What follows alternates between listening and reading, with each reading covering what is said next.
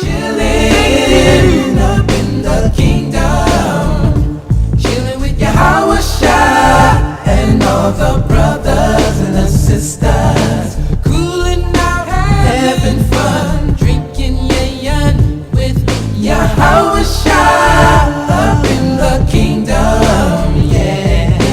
Who are we? Israel! That who are we? Israel! Can't hear you! Israel.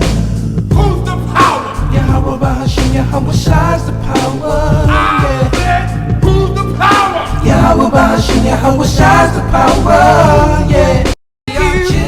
Shalom, Israel. Shalom. And welcome to the Israelite School of Biblical History and Practical Knowledge. We're located at 231 FM 1092, Stafford, Texas 77477. This is our new school address. I'm gonna keep pumping it till everyone remembers, and we get some of the new brothers and sisters that we've spoken to come through. I know y'all out there watching. Our class days are Monday and Wednesday 7 to 9, Friday 6 to 8, Saturday 10 to 2. But we're only airing on YouTube Wednesdays and Saturdays. Virginia, they're still at the same location, 2016 Granby Street, Norfolk, Virginia, 23517. Their class times have not changed at all. Tuesday, Thursday, Friday, 7 to 9. Rochester, they got a new location, but they're working on it. So if you want to get class out in Rochester, New York, please hit up Sinai at 757-762-3917. And their class days are Tuesday, Thursday, Friday, 7 to 9. San Antonio, they're still doing their thing in the same location. Their class days are the same days as ours, but they start a little earlier, end a little later. All right, or a little later. They start a little later, end a little later. We still have the Blog Talk Radio, hosted by Mashaba. There's a wide variety of other teachers on it, like Tazapah, Banabad, Nagaya. Lots of good teachers on the Blog Talk Radio. So if you're not on it yet or you haven't checked it out, check it out. We have other YouTube channels that we'd like to like, share, and subscribe. If you're on this one, right under it, you'll see all the other YouTube channels. Like on the YouTube channel, you'll see all of our other ones, like the Hidden Truth Bible Show, 5 Minutes of Wisdom, and so on. All right. The upcoming feast, that is still to be announced, which will be the Feast of Purim. Israelware, they're still accepting orders. You want to get your Friends Up subscription. If you want to get something customized, hit the sisters up. They would be more than happy to get you taken care of. All right. One thing I wanted to say is, if you haven't, we've been talking about it. If you haven't though, start getting that Passover money together. Start getting that garment money together for your Passover. So when the sisters say we need X amount of dollars, y'all are ready to just drop it, and everyone's not trying to fumble around trying to get their money in at the last minute or right before the deadline or a day or two or a week after the deadline. That will really help the production, and sisters will be able to get the job done as they need to versus trying to wait till the last second to get everything done. So go ahead and start saving up for that. Hebrew Academy, we do it in Rochester, Virginia, every Monday and every Tuesday here in Houston. So if you're in those areas, you want to get your street speaking down, you want to learn the Bible more in depth, you want to understand order and discipline, come to Hebrew Academy. We're training priests. All right. If you need to reach a priest or teacher, you can reach Priest Kazakia. His number should be on the screen, 757-300-4047, or please WhatsApp 303-557-8979. All right, we got a business that we ask you to support. Sweet Ambiance. There's a great monthly subscription. If you're not on it, you are slacking. The monthly subscription, you get an oil, you get a candle, you get a bath salt. You know, there's different variety packages you can get, but the monthly subscriptions are very dope. It keeps you with something different every month. All right, so check us out on Sweet Ambiance or Peaceful Sensation. If you want to make any donation, you can drop that into the Wells Fargo account. The info should be there on the screen, or you can Cash App. If you want to mail anything, you can hit up Priest Quatazak, and he can give you a good address where you can mail any items that you want to donate to the school. All right, and that's it for the announcements. Cool. So we're gonna start the Sabbath ceremony. Just so everybody online knows what's going on.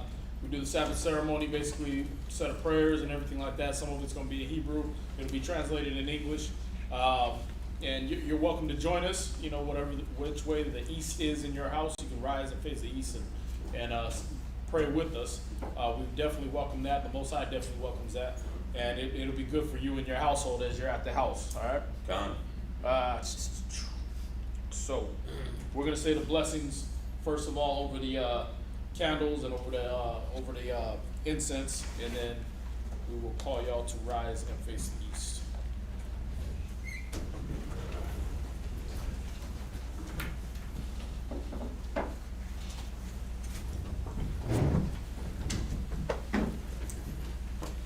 Barakatah Yahweh. Barakatah Yahweh. Hashem Yahushai. Hashem Yahushai. Hawa'ai. Thunganoah. Awar. Zayawam. Blessed you, Yahweh, name Yahushai that gives. Blessed you, Yahweh, name Yahushai that gives to us the light today. Thanks, so be it. The light represents the wisdom, knowledge, and understanding that we obtain through the scriptures.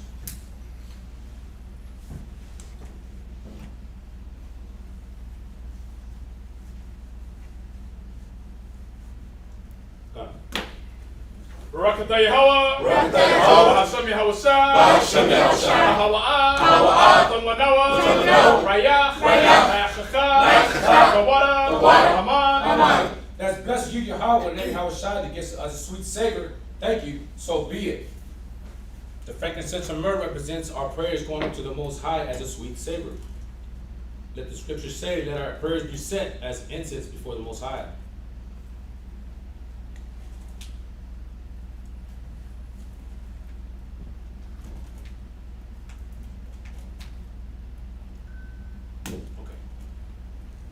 Barakatah Yahweh. Barakatah Yahweh. Hashem Yahushai. Hashem Yahushai. Hawa'ai. Thunganoah. Sabbath. Shalom. Blessed you, Yahweh, name Yahushai that gives us a Sabbath and peace. Thank you, so be it.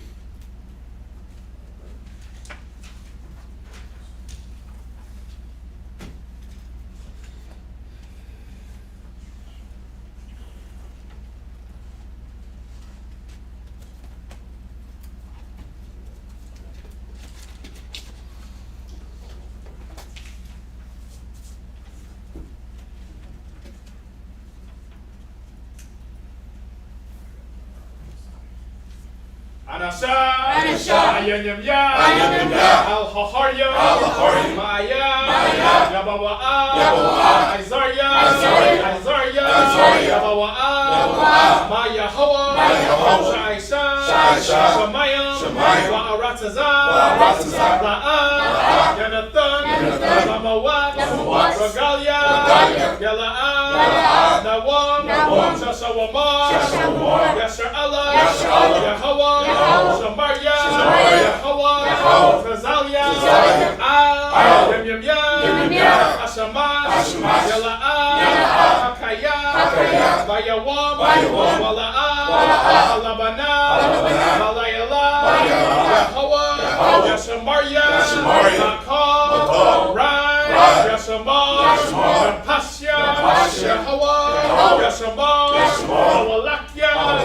Wawa'aya. I've done. I will love. Amen. This is Psalms 121. I'll lift up my eyes into the hills, from whence cometh my help. My help cometh from the Lord, which made heaven and earth. He will not suffer thy foot to be moved. He that keepeth thee will not slumber. Behold, He that keepeth Israel shall neither slumber nor sleep. The Lord is thy keeper. The Lord is thy shade upon thy right hand. The sun shall not smite thee by day, nor the moon by night. The Lord shall preserve thee from all evil. He shall preserve thy soul. The Lord shall preserve thy going out and thy coming in from this time forth, even forevermore. Ba'ashem Yahushai. Ba'ashem Yahushai. The what? The what? Tabiat. Tabiat. Amen. Amen. Shema Yashallah. Shema Yashallah. Yehovah Allah Hayanawa. Yehovah Allah Hayanawa. Yehovah Achad. Yehovah Achad. Shema Yashallah. Shema Yashallah. Yehovah Allah Hayanawa. Yehovah Allah Hayanawa. Yehovah Achad. Yehovah Achad. Shema Yashallah. Shema Yashallah. Yehovah Allah Hayanawa. Yehovah Allah Hayanawa. Yehovah Achad. Yehovah Achad. That's here Israel. Yahweh our power. Yahweh is one. Abanawa, Abanawa, Shemayim, Shemayim, Kodash, Kodash, Hayah, Hayah, Shemkah, Shemkah, Yahweh, Yahweh, Malakwatah, Malakwatah, Taba'ah, Ratazaka, Hayah, Aisha, Ba'aratazah, Kawa, Hayah, Bashamayim, Latallanawa, Lacham, Kol, Yawam, Wasalach Nawa, Chawawat Nawa, Kasalach Nawa, Chawawat Yanawa. Wala'ah, Tabiya Nawa, Wanisayawun, Abba, Awashayna, Bayan, Ra, Kaya, Aka, Amalakwa, Waha'ala, Wahatapa Ara, La'ai Walamya. This is Matthew 6:9, the Lord's Prayer. Our Father which art in heaven, hallowed be thy name. Thy kingdom come, thy will be done in earth as it is in heaven. Give us this day our daily bread, and forgive us our debts as we forgive our debtors. Lead us not into temptation, but deliver us from evil. For thine is the kingdom, and the power, and the glory, forever and ever. Amen. Ha'aishara, Hatazawa, Matazawa, the Ten Commandments.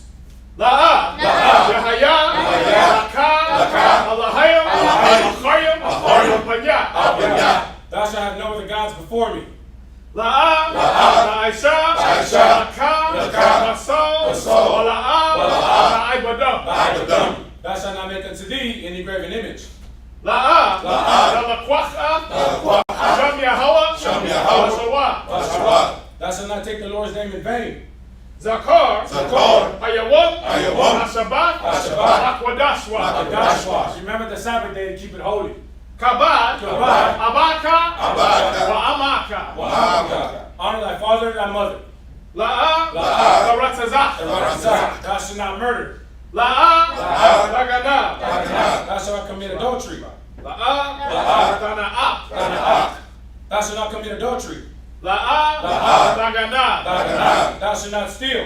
La'ah, La'ainashakwa.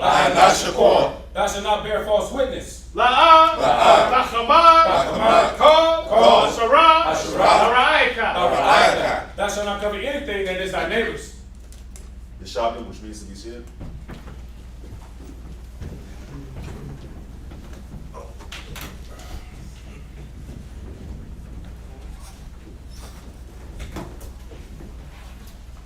Alright, so we're going to pick up the Sabbath reading, starting in Exodus chapter 6, verse 2.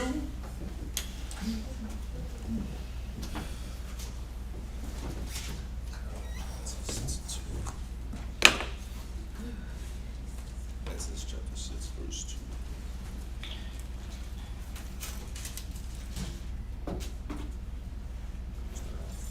2. Yes. Exodus chapter 6, verse 2. So up until this point, we know that the Most High was gearing up Moses to go present himself to the children of Israel and let them know that it's time to go.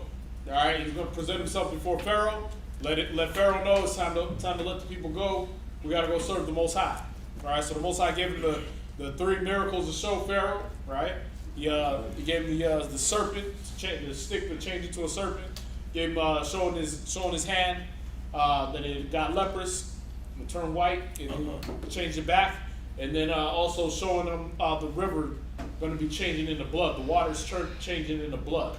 All right, so that's where we're at this point, and now Moses is going to be presenting himself before Pharaoh. Any questions so far? Sir. All right, let's go. All right, Shalom Israel. Shalom. Exodus chapter 6, verse 2. And the Most High spake unto Moses, and said unto him, I am the Lord, and I appeared unto Abraham, unto Isaac, and unto Jacob, by the name of the God Almighty. But by my name Jehovah was I not known to them.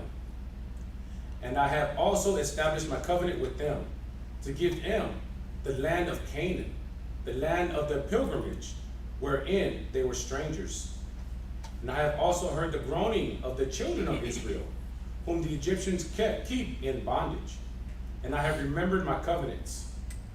Wherefore say unto the children of Israel, I am the Lord, and I will bring you out from under the burdens of the Egyptians, and I will rid you out of their bondage, and I will redeem you with a stretched out arm, and with great judgments.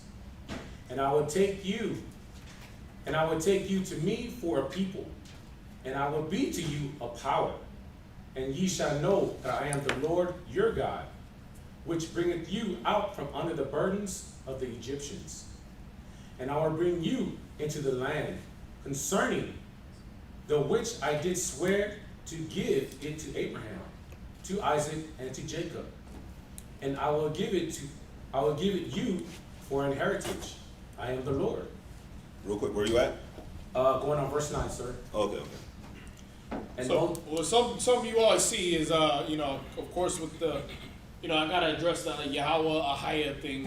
When you read Exodus 3, he starts telling them about how his name is Ahia, Ashar Ahia, right? But this is the part they don't like to go to. Chapter 6, he's clearly saying over and over again his name is Yahweh. When you read it in the Hebrew, it says Yahweh. It doesn't say Jehovah, it says Yahweh, what they call the tetragrammaton. Yah, ha, wah, ha. Yahweh, right? But they won't go here and show you that because they want to branch off. Now, these are the same people that are nowadays telling you that now the Sabbath is not 24 hours. A day is not 24 hours because a day is only supposedly 12 hours, right? So now they cut the day in half because they only want to celebrate the Sabbath for 12 hours because they can't keep their hands off their woman for more than 12 hours. You see that? This is the symbology that's going on in Israel right now. And you're going to see it all over Facebook. You're going to see it all over the internet. You're going to see them making YouTube videos. And so that you can be thoroughly persuaded in your own mind, we give you the scriptures. Not our opinion. We give you the scriptures so you can see, look what else the scriptures say. Y'all see that? See, because when he was talking to the angel, the angel was telling him, he is or he be. Ahia, Ashar, Ahia. Right? Because the angel was introducing himself, introducing the Most High to Moses and telling him what he was going to tell the people of Israel. That's a whole different context. If someone is telling me to introduce them to someone else, I'm going to be saying a whole different phrase. If Shadak should tell me, hey, go, who's that in the front row? Derek, right? Go introduce me to Derek. Hey, Derek, this is Shadak, right? If I'm introducing myself to Derek, hey, Derek, I am Tahawam. See how that's a whole different phrase? He is Shadak. I am Tahawam. See that? Whole different phrase. Angel is introducing the Most High to Moses to introduce to a whole other people. Who do I tell them sent me? You tell them that I am has sent you. That's a whole different phrase than tell them I sent you. See that? Man. It's just common sense. In English, it's the same thing. You're going to use two different phrases. So, yes, the angel is going to tell Moses, Ahia, Ashar, Ahia. But when the Most High is identifying himself to Moses, right? And he's still doing that through an angel, but this time he's talking, I'm introducing myself to you.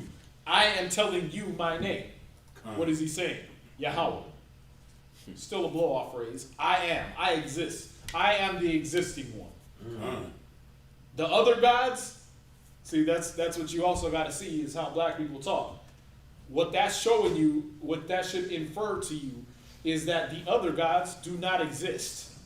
Y'all see that? By saying that, I'm saying, hey, you know all them other gods that y'all, okay, I'm the one that is actually real. See that? I'm not Ra, I'm not Horus, I'm not Isis, I'm not all them other gods of Egypt that they worship. I'm not no big giant phallus sitting out in the middle of the desert somewhere. I actually am. See that? That's what Yahweh means. That's why it has power. That Ahaya nonsense, that's just a reason to cause division.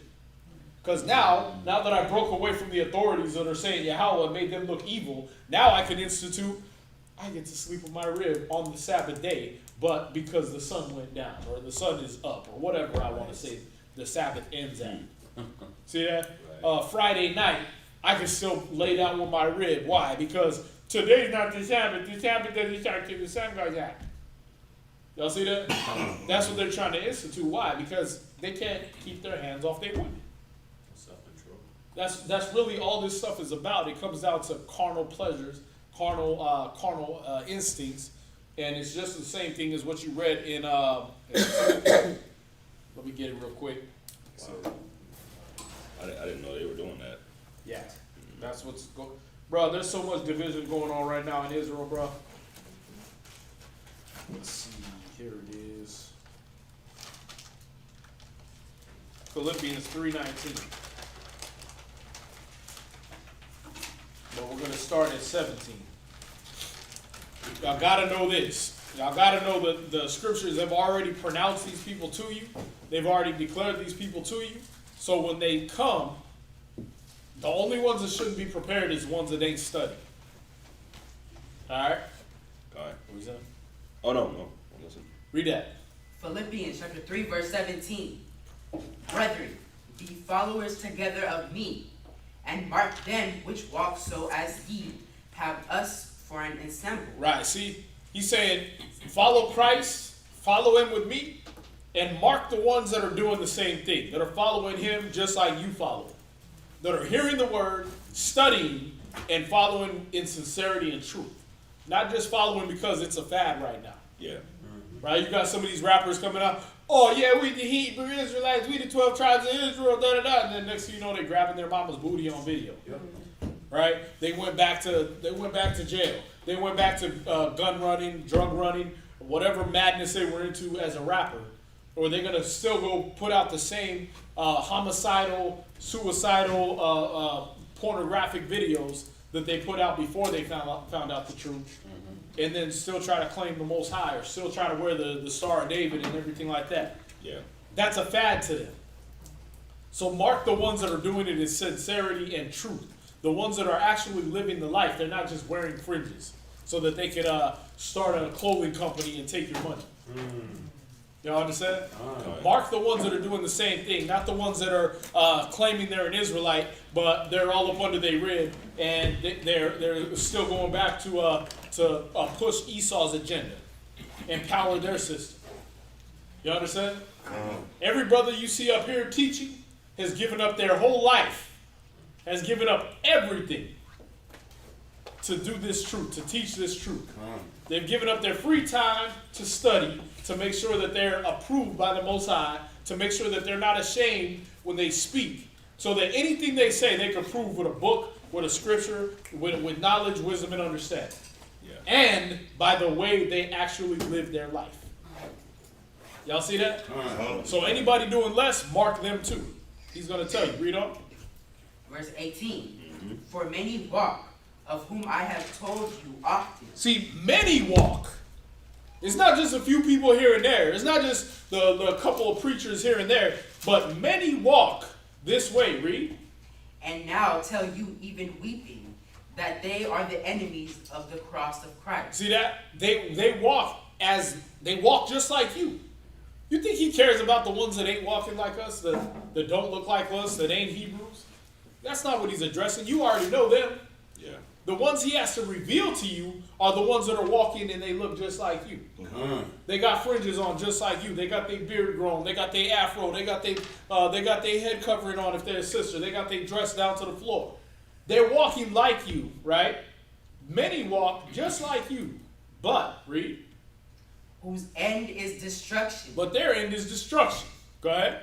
Whose God is their belly. Their God is their belly, their desires. Where are you at? Verse 19. Where are you at? The whole thing. Philippians chapter 3, verse 19. Philippians 3:19, right?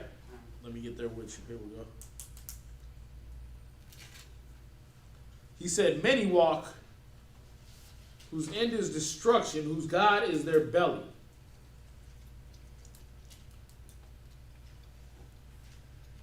This says koilia in Greek. The word belly is koilia in Greek.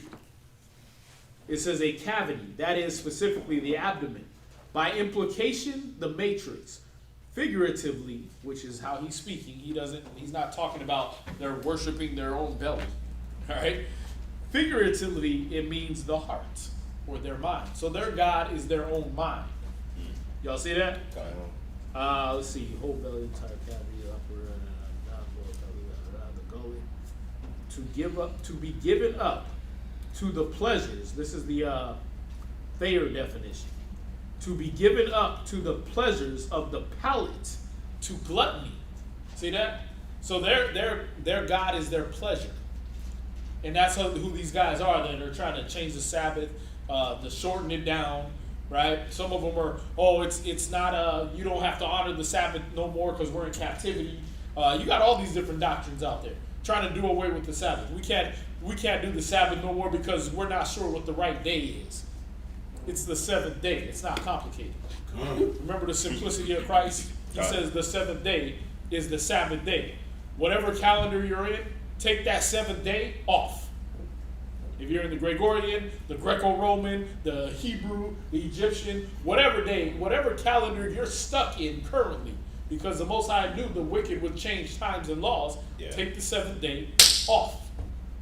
Don't have sex with your rib. Don't come to no dead bodies. Don't do no servile work on the Sabbath day. Y'all see that? It's simple. But these guys want to complicate it. Why? Because their God is their pleasure.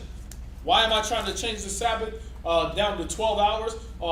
Because Friday night, me and my rib want to go out to the club and get it on. See that? That's what it's about. That they're about their pleasure. So mark those type of people. Go ahead. And whose glory is in their shame. See that? Their glory, they have glory in their shame. They have glory in causing division. That's a shame. A person that causes division, people that cause strife, those are shameful people, excuse me. But these people want to cause division. They want to cause strife. And that they glory in that. They're happy to be the ones that broke off. Yeah, we broke away from them niggas because they ain't teaching the truth. Well, what were they teaching? Well, they called him Yahweh. Well, doesn't the Bible and the Hebrew and all the translations of the scriptures call him Yahweh?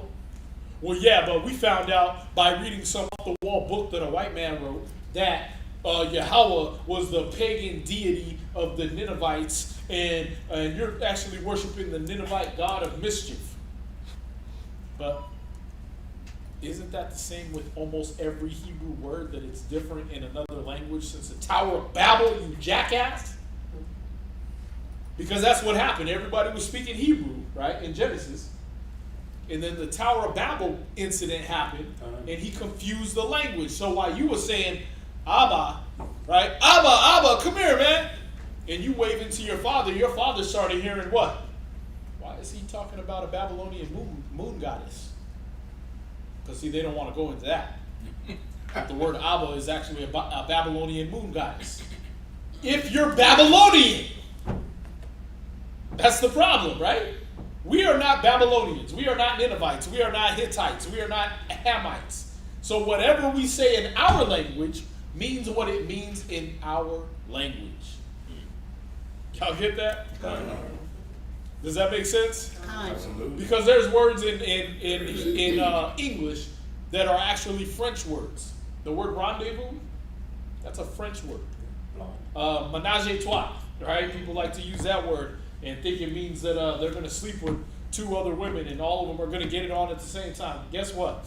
Ménage à trois, directly translated, just means house of 3. So it means you got 3 people in your house. It doesn't mean sex.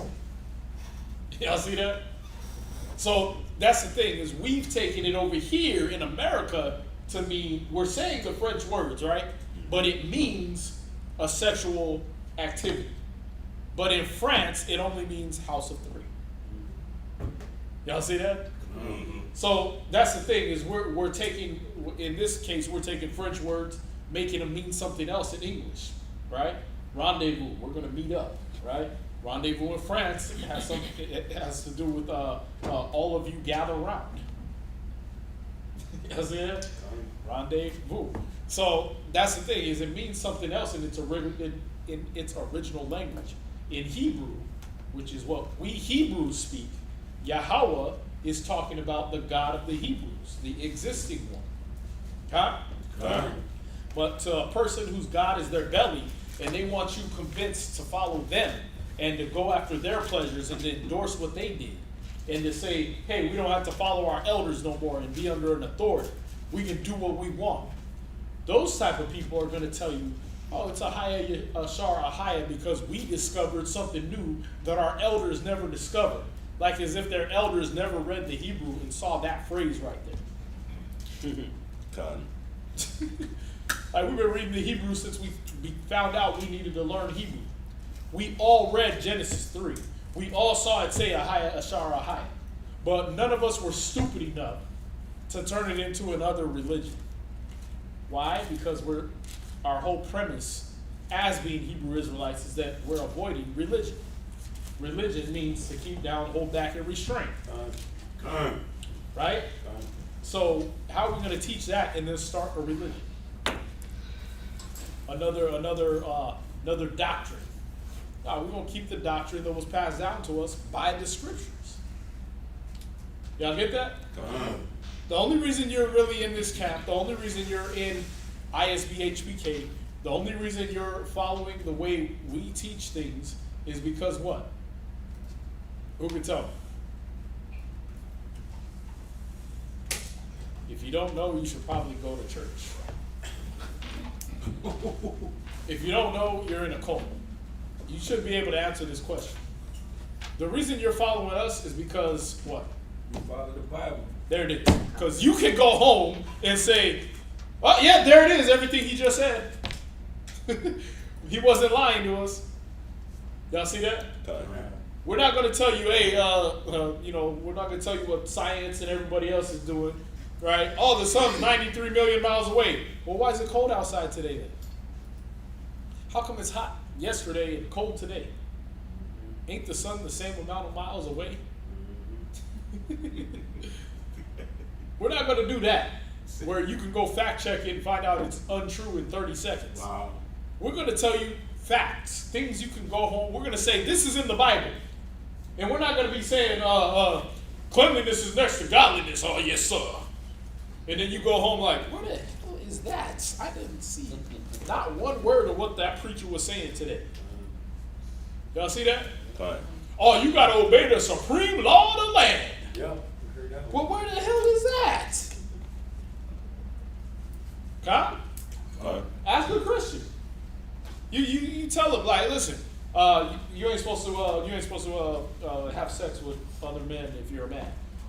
Oh, well, the scripture tell you're supposed to obey the supreme law of the land. What? Where? Find it. Here, take my Bible. Take your Bible. Find it. We're not doing that. We're going to tell you the same things that are in the scriptures. That's why you're here, if you don't know. You're here because we're not lying to you. Why would we tell a lie you can check on right in front of our face? That's like what little kids do, right? Who drew on the wall? It wasn't me. You're an only child. Your daddy don't draw on walls. I don't draw on walls. Somebody broke in and drew on the wall. Really? Somebody broke in our house, left the TV, left the computer, left you,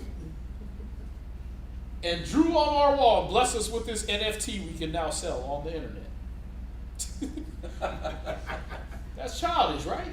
Con. So why would we sit up here and bold-faced lie to you when you can read it right there in the Bible? Con. See, that's why I'm telling you, yes, you will see Ahaya, Ashar, Ahaya in the Bible. You will see that. But you will not see it anywhere else except for that Exodus 3 when the angel is introducing the Most High to Moses and telling him to introduce him to the people. So he's talking about a third-party person to a third party to introduce to a fourth party. That phrase is going to go a whole lot different than me introducing myself in the first person to a second party. Y'all see that? Con. So this is where the confusion comes from, but this is why it comes. Their God is their belly. You finish that? I get one I do. Wait.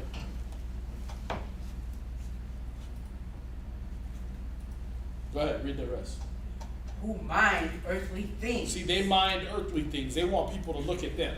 Hey, look at me. I'm the leader. Yep. I'm dressed in all white. Our leader's dressed in black and shades and all leather and studs on their garments and dressed according to the scriptures, right? Let's make them studs of silver and ribbons of blue and fringes and all that, right? But we says, yeah, screw all that. We want to dress in all white because to them was given to be arrayed in fine linens, clean and white. We're going to use that one scripture, right? So we're going to use this scripture while you guys use that scripture and break from the tradition of our elders. Yep. Okay, cool. But what do you do when your subordinates, when the people who decided to follow you into that madness, decide they done found something that you don't know about? It's true. And they leave. Are you going to try to hold it back? No! We got to stick to the way it was originally taught. But you did. You set that example. Y'all see that? Because you was minding earthly things. Now you're going to have a student that minds earthly things. He just want to do it so he can get fame. Yep. Then he going to end up looking stupid on a damn radio show when some white man come out there and school him in the Bible. Like, this is what it means in the Greek. Well, how you know that's what it means? Because I speak Greek. I actually teach Greek. Well, we found out in nigger school that it means this. Well, no, I'm actually a Greek-speaking, fluent Greek person that teaches Greek in college, and this is what it actually means, directly translated. I seen that.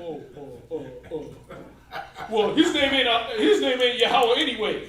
Well, we're not talking about that. Yeah, but I'm going to talk about it because I don't know what the hell you're talking about. Because I have no scholarship whatsoever in my brain. I never studied the scripture. That's how it happens. When I saw that, I was like, pop my Duolingo up, man. I better get that Greek down. Mm-hmm. When he saw that, I'll just change the subject. Why don't you just at least condescend to men of low estate and say, you know what? Since you actually speak Greek, continue. Right? Let me learn something today. Hey, I learned something new. That's good. Now, here's the thing. Everything you just said is madness because it doesn't obey the rest of the scriptures that back up what I'm talking about. See, that's what scholarship does for you. It shows you that no matter how scholarly a person, I can talk to a person that's fluent in Greek, no problem. Mm-hmm. Oh, for God so loved the world. See, in this one, he means cosmos, which actually directly translated in the Greek refers to blah, blah, blah, blah, blah. Okay, cool. But these are all these scriptures I know that have that same word in it, cosmos, right? Hebrews 11:3, Hebrews 1:2, all these other scriptures that have the word worlds in it, which explain John 3:16 because we let the scriptures explain the scriptures, not some dumbass Greek theologist. Con. Okay. Y'all see that? You have to study to show yourself approved. The reason I can chop up anybody, whether they speak fluent Greek, whether they are Greeks themselves and can read it in Greek, is because I know the scriptures. I know the precepts. Because the scripture said, not through multiple languages you will get understanding. Not through being bilingual, trilingual, quadlingual will you gain understanding, but through thy precepts will I get understanding. So if I want to interpret how God is talking Shouldn't I let God talk? Good.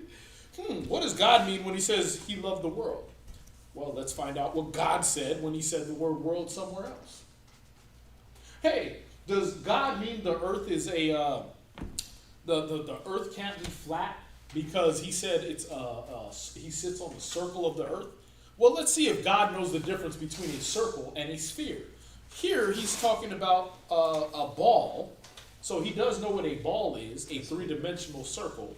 And here he said the circle of the earth, so he knows a two-dimensional circle. Because a quarter is a circle, but it's flat. Okay, a basketball is a circle, but it's a ball, it's a sphere. So he knows the difference of what he's talking about, right? When he said that he put a river to part 4 ways, and one of the rivers was Hiddekel, and the other one was Pison, and the other one was this, and they all came from the river Euphrates and all this. He knew that he wasn't talking about the damn Mississippi Delta over here in America, because you'll run into those idiots that say, oh, all of Israel was actually over here. Yeah. Well, dummy, actually, all this was over there. It was all connected. Did you forget about the brother whose name means split, Pelag? Did you forget that the Bible documents when he split the earth? See, we gotta be able to chop through the madness. Is why I'm bringing all that up. This is part of that madness. When we're reading in Exodus 6, it's part of that madness that, damn, you could have just read a few more chapters and the Most High himself would tell you his name. We're going to go into further chapters like 34 verse 14. He's going to tell you another name. But they didn't form a whole new religion off of that. He's going to tell you his name is Jealous. It's true. Uh-oh. It's true. Now we got to make another religion? Nah. We go by what he said, man. We go by what David called him. What did David call him? He said his name is Yah. Right? If David was a man after God's own mind, then he would know his mind. Yep. Right? So if you didn't talk to God yourself, you got to talk to a man that was like him. Right? Okay, there it is. Let's go back. Or you had something? Yeah. Real quick, go to 2 Timothy 2 and verse 1. 2 Timothy chapter 2, verse 1. And you know, this is how I look at Hold on. Sorry. what's up? When I said that Greek word, who wrote it down? This is the problem. This is why every time we have class, we ask you a basic question. Y'all don't know. What kind of notes are y'all taking? When I came up, everything that the teacher said was written down. Some brothers was writing it down verbatim, so they could go home and damn near have to say the whole class out loud to themselves. Why? It made you a good teacher. Remember, that's what we're doing, right? We're studying to teach. Did y'all know that? Did y'all know that? Yes. That you guys are studying to be up here. You sisters are studying so that when you stand in front of somebody and they say, why do you do what you do? Why don't you celebrate Christmas? You won't be like, you won't be a B-box champion. You'll be able to explain to them fluently and eloquently why you do what you do. Y'all see that? So that they don't think you're in a cult. So that they don't think you're coming over here to stare at my sexy body. Y'all understand? That's not why y'all here, right? Y'all didn't think I was going to start stripping, right? I did some of that music earlier. The show's about to begin. Nah, we ain't here for that. We're here so that you can replace us. Yeah. Come on, man. Paul opened up 7 damn churches. At least. Why? Because he was able to leave and go somewhere else. He had teachers up under him, Timothy, Titus, all these brothers that he taught. Then they replaced him and he left. You understand? And held down the churches there. What are y'all doing?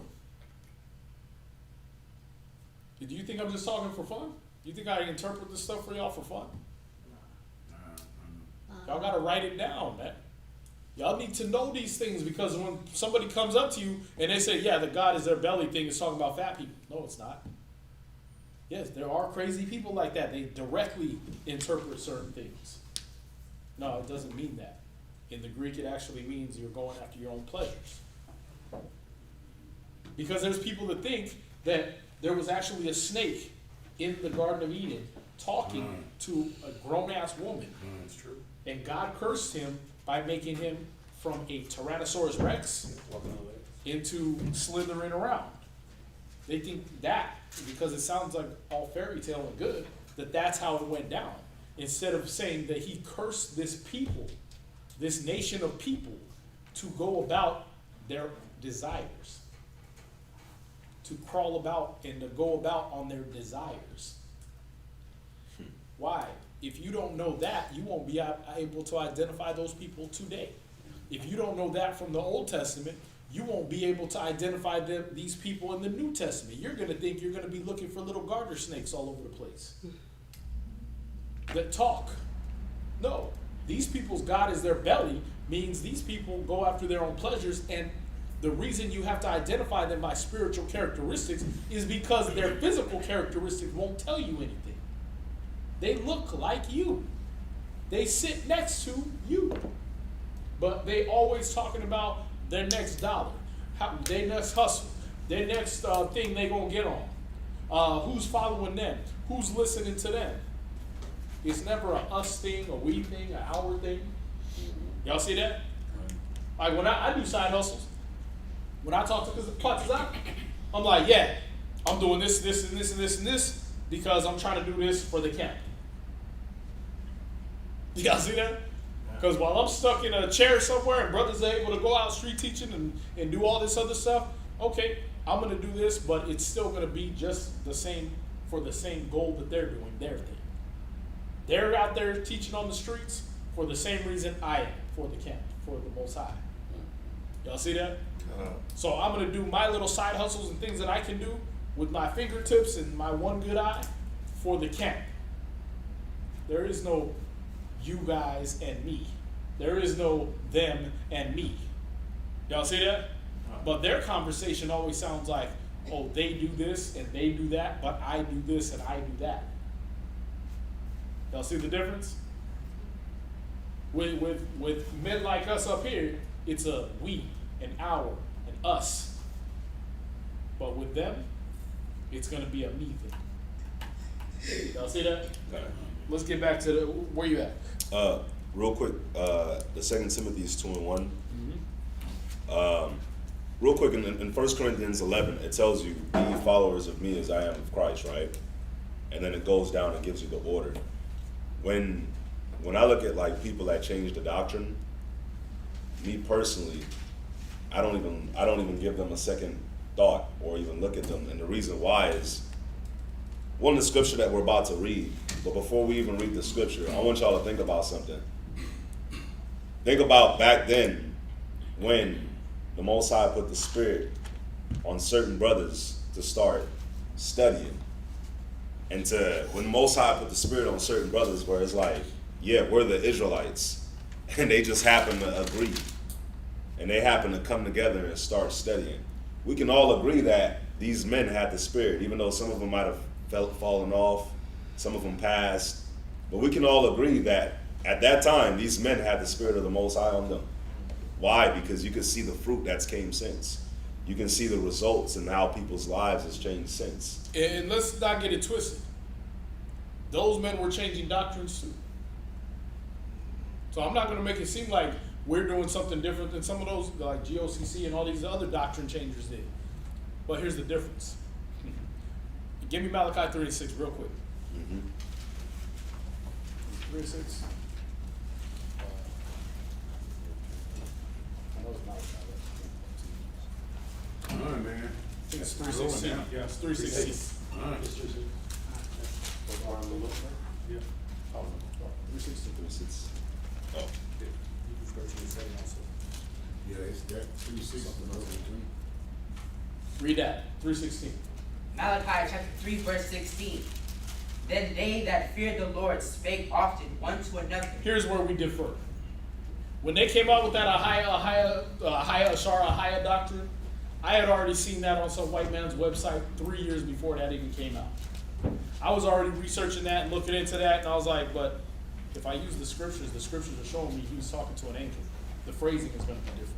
I was studying the Hebrew diligently. I had discovered the johnhurt.com website where it breaks down and writes the whole Bible in Paleo Hebrew for me, in our Hebrew. And I was already reading it right there, and I'm like, yeah, it does say that, but right here, it's a different phrasing. And I knew Hebrew, and I knew the context and everything. When these guys discovered it, it was just a reason to break up with the rest of the people. It was just a reason to break apart from the people that were in authority over them. I don't like the way they do things, so I'm going to use this point. Well, guess what? You just discovered that, but did you speak often one with another? Did you follow what the scripture said? And speak often with another person, because when, what was his name, the Elijah guy way back, and then the Abba Bivens and stuff like that, when they came up with this new doctrine that we're the Hebrew Israelites, they spoke with other brothers. Yeah. They got around other people and said, hey, man, what do you think of this? What do you think of that? Oh, well, actually, back on the plantations, a lot of brothers was teaching like this. This comes from older than us. Really? How do we, okay, well, let's dig in this more. Yeah. Right? Some things got slipped through the cracks, like the Moab and Ammon thing, saying they're the Chinese and Japanese. That slipped through the cracks, but it was like more an opinion. But then it got fact checked later on by those same type of elders, and it was like, no, they're not the Chinese and Japanese, right? And then that person that found that spoke often with his other elders. And y'all see that? and that's what I was talking about. Like, Yeah. it's those elders. You could see that the Most High had his spirit on them. Right. So if everything that came together from that, the 12 tribes, we coming back to following the commandments, following the Sabbath day, the fringes, all that, you could see the Most High was working with them. So what the hell gives you the audacity to want to change and break up That's true. from what obviously the Most High was working with these men? Yeah, and like I You see what I'm said, saying? they weren't wrong that they found a new doctrine. It's They crazy. were wrong that they didn't discuss it and filter it and find out if it had any legs to stand on. Y'all see that? Trying to deal with business, there's many ideas that I come across and I float it across the brothers. Hey, what do y'all think of this? What do y'all think of that? What do you think of this? Rather than just, hey, I got enough money to buy this, let me buy it and start a business and then it don't have no legs. You know what I mean? I just lost all my damn money on some failure. No. I floated through with the brothers. Y'all see that? The Quatzazop, when we were looking for a school, Quatzazop and Lakarab, they were looking for different locations. When they found this location, they did what? What'd y'all do? Discussed it with everybody. Hey, what do y'all think of this? Here's a video. We walked through. They showed the brothers, and then we all just said, "Hey, yeah, that's a good location, and it's a good look, and it's a good price." We didn't just be like, "Yeah, take our money." Take every brother and sister's money and just throw it on whatever you feel good with. No, we discussed it one with another. This is the steps that these men didn't take. I can guarantee you they didn't take these steps. And when they did, they got shot down. It was like more scholarly brothers were like, no, bro. Look at this scripture. Look at that. Look at the context. Look at this, look at that. Well, that's your opinion. They went into church mode and left. But then when you examine more and talk to them, well, hey, how come y'all ain't with One West no more? Oh, well, because them brothers is just off. And they have brothers doing push-ups and doing this. And one time the general cussed me out. And this is a you thing. You were uncomfortable. So you had to find some righteous reason why you were leaving. And why brothers should follow you and support your decision. See that? It was never an our thing, a we thing, an us thing. It was never about the interests of the nation in general. You understand? And that's for more advanced people to be able to get to dig and take time and conversate with those type of people to find out their real motives. But I have, and I found out their real motives. It's always self-serving. It's always about this scripture we're reading about right here and the one before it. Their God is their belly. They're about doing their own pleasure. Because then they start spooling off other doctrines and start telling you the Sabbath is shortened, or it's not on a certain day that it is, or it's this, or it's that, or you guys, we're not following you guys because you don't follow the moon Sabbath. Don't you know that's Satan's way of trying to inject his own praise into what you're doing? Lunar Sabbath, we didn't worship a moon.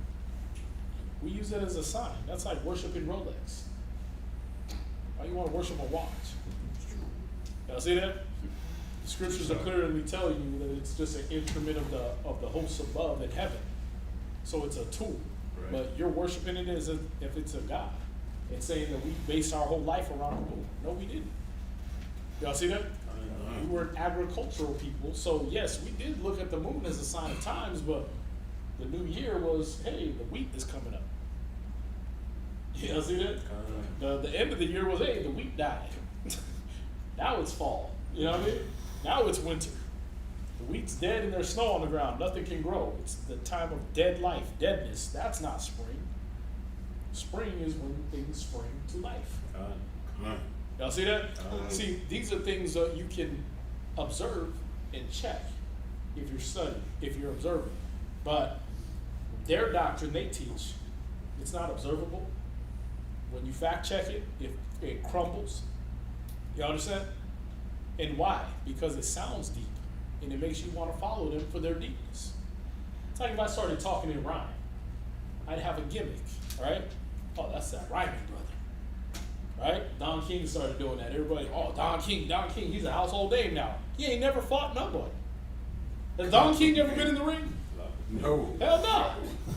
Right? But you know his name before a lot of his boxers that he represented. Okay? Yeah. Why? Because he started rhyming. He got a gimmick, right? Martin Luther King wasn't nothing but a dumb, podunk preacher down in Alabama somewhere until he had a dream. And he started talking real deep. And he started singing everything he said. Yeah. And he saw little white boys walking down the street hand in hand with little black girls. Right? When he started singing, then it was, ooh, he's deep. Right? Fairy Can, or not Fairy Can, yeah. Not Fairy Can, the other one. Al Sharpton, right? He wasn't nothing but a nigga with a perm. Till he started singing every damn thing. Right? So he started waving his Bible around and talking real deep from the gut, right? And then all of a sudden he was a household name. Jesse Jackson, same thing. These niggas wasn't nobody till they started getting a gimmick. The all-white crew, that's all it is. It's a gimmick to have you follow them. Because think about it, man. Was Malcolm X and Martin Luther King, were they fighting for a different cause? Nah, but they had a different gimmick.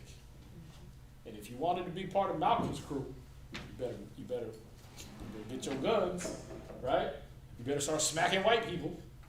But if you wanted to be part of Martin Luther King's gimmick, you better sit in. You better sit in the front of the bus. You better non-peacefully or non-violently protest. That was his gimmick, but it was for the same cause. But did it not cause division? Because now, let's say there was 100,000 people that was all pro-black, right? But now 50,000 of them are non-violent pro-black. And the other 50,000 are pro-violence, pro-black. And we never meet head-to-head. We never form a unity. Y'all see that? Guess what? We're all Israelites. But now some of us are dressing in all white and enforcing baptism, that you must be baptized in order to, and dunked in water to be in the truth. Which differs from the people that actually follow the Bible, that say, wait a minute, Christ didn't baptize nobody. Paul said Christ didn't send him to baptize. So what's your problem? Why are you saying that it's necessary to be in the truth by being dunked in water? Oh, well, now we're over here and we're never meeting as Israel. We're never meeting on the grounds that we're Israelites.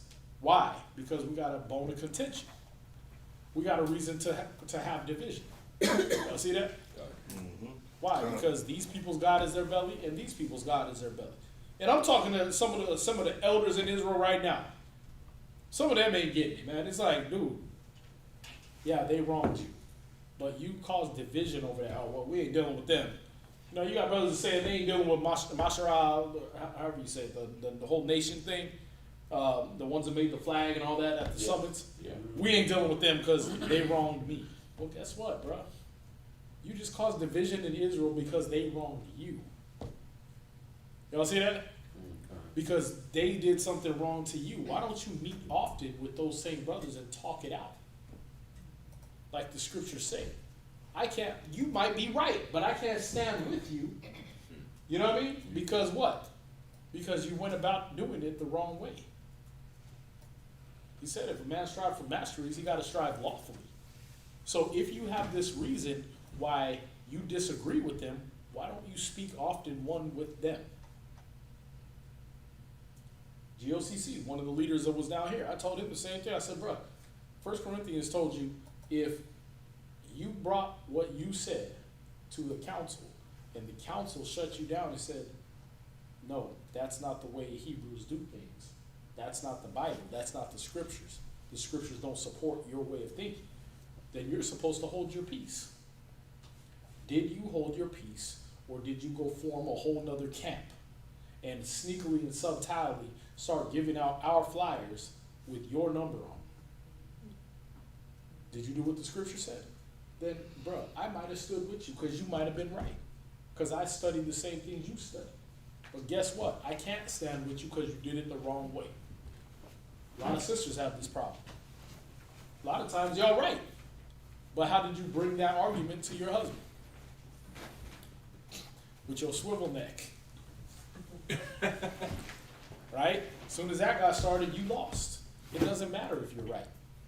Because we got to go back to dealing with your pride. You came in pride, so you're already not following the protocol. So you're wrong. Though the things you're saying are right, the protocol is not being followed. Y'all see that? I mean, think about it. Ain't that the same way in any executive office? If I worked for Domino's Pizza, and I just grabbed the pizza out the car, right? Didn't put the little car topper on there, didn't put my uniform on. I just came delivering pizzas to people's houses. Are you going to think I represent Domino's Pizza? You might check the box like, what the hell is this? Right? Why? Because I didn't look like I represented Domino's Pizza. I didn't follow the protocol. Y'all see that? So the same thing is how when we're Israelites, you might wear the fringes, you might do everything you think you're supposed to do, but you're delivering the message wrong. You're not following the protocol. So you're out of uniform. Y'all see that? Okay. So you're wrong from where you started at. What were you on? 2 Timothy? Yeah. Read that. And then we got to get back. Go ahead. Anybody? 2 Timothy 2. 2 Timothy chapter 2 verse 1. On down. Thou therefore, my son, be strong in the grace that is in Yahushua, Go ahead. and the things that thou hast heard of me among my many witnesses. Mm-hmm.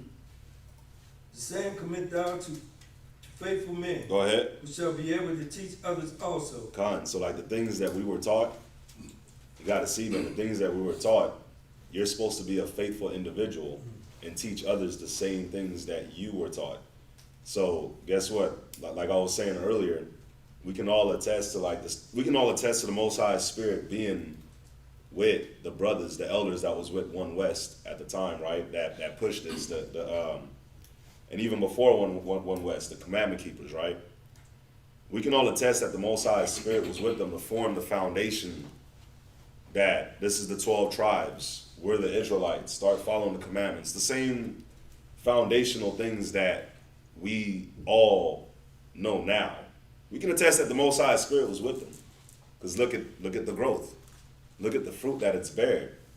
So why, if the Most High Spirit was with them on those things and a lot of other things, why would you want to have the mind to break off from people who the Most High Spirit was with? To change things that you were taught by the Spirit the spirit that they had on them, that the Most High put on them, to put everything together. Y'all got to see how, like, when I look at it, it had to be the Most High. When I look at New York is filled with a lot of people. One of the biggest cities in America. And for those men to come together in one of the biggest cities in America and to all be in agreement and to all drop what they were doing and getting the Bible and start studying and getting all these other books and start studying and putting things together, that's the hand of the Most High. The Bible, it's not drugs, it's not violence, it's not crime, it's the Bible. Especially when the Bible was taught a certain way for so long. The Most High brought these men together, put his spirit on them, and started making all this flow. For me, I'm sticking to that. And guess what? This school has stuck to that. I can say that. Everything that we do here is from that. The academy, the street speaking, the signs, the flyers, the garments, the teachings. Like I could say Kazak, one thing that Kazak is always on is we're not changing nothing. He does things the way that he was taught. You see what I'm saying? Like when we talk about the Hidden Truth Bible show, the cable show, because they did that. You see what I'm saying? So there's nothing really that we change from what was taught. And that's what the scripture is saying. You're supposed to, you got to show yourself as a faithful man, as a faithful brother and sister, and commit the same things that was committed to you to others. But you have other people, other schools that want to change things just to be different. And yeah, it's just to have a gimmick. It's crazy, man. It's like you said, it's just to have a gimmick. When you obviously see that the Most High Spirit, you can attest to it, was with these brothers. It's one thing we know: the Most High don't need a gimmick. He don't need a certain type of platform or certain branding or anything like that to get the message across. It's the truth. That's how easy it is to spread. Hey, look, the sky is blue. Hey, I like that guy. He speaks facts. You know what I mean? Because I looked up and the sky was blue, right? That's all we're doing. That's the only thing. The reason people follow Christ. Hey, Jerusalem's going to be destroyed. Well, look at that. It's being destroyed all around us, and we're under Roman captivity right now. Those are facts. Let's follow that guy. He's smart. All right? Hey, when you plant a seed in the ground, it dies, and then it grows up, and if it doesn't bring forth fruit, what do? You chop it down. Yeah, we do that. Let's follow that guy. Those are facts. Y'all see that? It's easy to be fact-checked. We're not doing nothing different. We're telling you facts. But what are they doing? Giving you fairy tales. Book of Enoch. Y'all ain't reading from the Book of Enoch? Y'all off. What? But the Book of Enoch is off. Christ didn't write that. The apostles didn't write that. Malachi 3:16, when they got together and made a book of remembrance, it wasn't in there. Where are you coming with that? Oh, we found the most oldest Bible on the earth in Ethiopia. Why would the oldest Bible on earth be in Amharic? Why would it be in a whole other language than Hebrew? Unless the Ethiopians wanted you to follow a different doctrine. Y'all see that? Unless them, who the Bible already shows you was following other gods, when they came into our land, wanted you to follow other gods. Like angels. Okay? We got to get back to it though, man. Yeah. We got a lot of reading to do. But y'all need to know the foundation of the people that's telling you this madness and causing this division. All right? And we'll probably go into it in other classes. But there's a reason and a foundation and a agenda behind what they do. All right? Yep. So when you bump into scriptures like this, so we're reading in Exodus, and you see, hey, it says Yahweh right there. That's what it is. Because you're reading it, not because I told you. You see it. Y'all see that? Absolutely. It's that simple. Absolutely. Let's get back though. Exodus chapter 6 and verse 9. And Moses spake unto the children of Israel, but they hearkened not unto Moses for anguish of spirit, and for cruel bondage. And the Lord spake unto Moses, saying, and keep track of that, because when they don't listen to you, that'll be why. They're all hurt. All our people are hurting. They're going through so much, they ain't got time for your nonsense, the foolishness of your preaching. Y'all see that? Man, I gotta work a 9 to 5 and then a 5 to 9 and support 3 kids that ain't even getting to live with me because the state took them. I don't want to hear you talking about all that deep stuff and how there ain't no Christmas and all that. I just want to get back to work, man. You know what I mean? That's a lot of niggas, man. They just hear that. They hear you talking. They're like, whatever, man. If it ain't about money, it don't make sense. Wow. Right? They're hurting. They're in the cursed condition. So you got to understand that's the condition they're in. That's why they won't hear you. That's why in Moses' time they would only understand a sign. Y'all see that? So what do we got to start giving? We got to start being so knowledgeable of the Bible that we're able to tell them the future. Oh yeah, man, who you vote for? You vote for Biden or Trump or whatever? Man, bro, listen, they're both the same type of evil. The scripture tell you, man, the earth is given into the hands of the wicked. If you don't believe me, let's watch what happens when Biden gets in office. And then you just step back, plant the seed and step back and let it germinate. You know what I mean? Let that grow in their brain. You ain't got to punch them into the truth. Watch the signs. Because y'all don't believe the words, watch the signs. Y'all see that? That's how we got to start teaching now. We got to start teaching by being so knowledgeable that we understand what's coming. And we can give our people signs and wonders. Understand? Come. Read on. Verse 11. Go in, speak unto Pharaoh, king of Egypt, that he let the children of Israel go out of his land. And Moses spake before the Lord, saying, Behold, the children of Israel have not hearkened unto me. How then shall Pharaoh hear me, who am of uncircumcised lips? So my own people ain't hearing me. How's Pharaoh going to hear me? Go ahead. And the Lord spake unto Moses and unto Aaron, and gave them a charge unto the children of Israel, and unto Pharaoh, king of Egypt, to bring the children of Israel out of the land of Egypt. These be the heads of their fathers' houses, the sons of Reuben, the firstborn of Israel, Hanak, and Palu, or Hezron, and Carmi. These be the families of Reuben. And the sons of Simeon, Jemuel, and Jamin, and Ohad, and Jachin, and Zohar. See, this is the point where your brain starts shutting down. They're going into names again. But guess what? When you was in America, they taught you all their forefathers' names. It's true.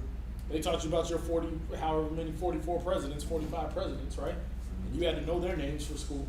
And you had to know their vice presidents and their secretaries of state at the time, and who they shot in some gun battle somewhere, right? You had to know all that.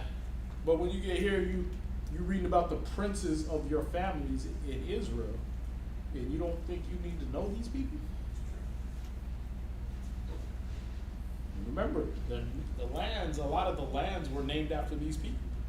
All right, so you gotta, when you see these lands in the Bible, these people walked the earth at some point, and they did something so mighty, and they were so big time that the whole entire country or city or whatever was named after them.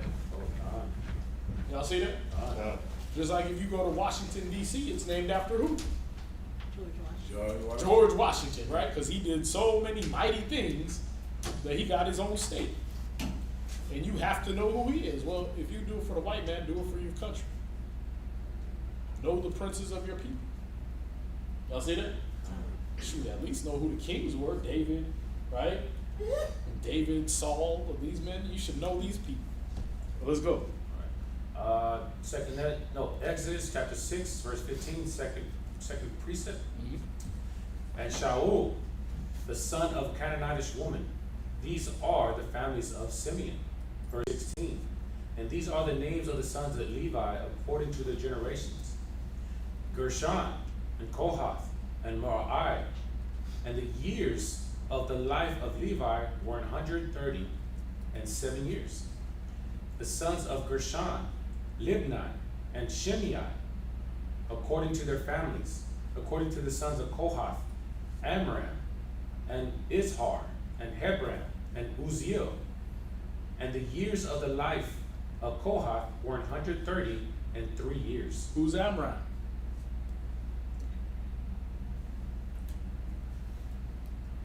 Oh, y'all thought I was joking. You thought I wasn't serious. You gotta know these names. Come. Who's Amram?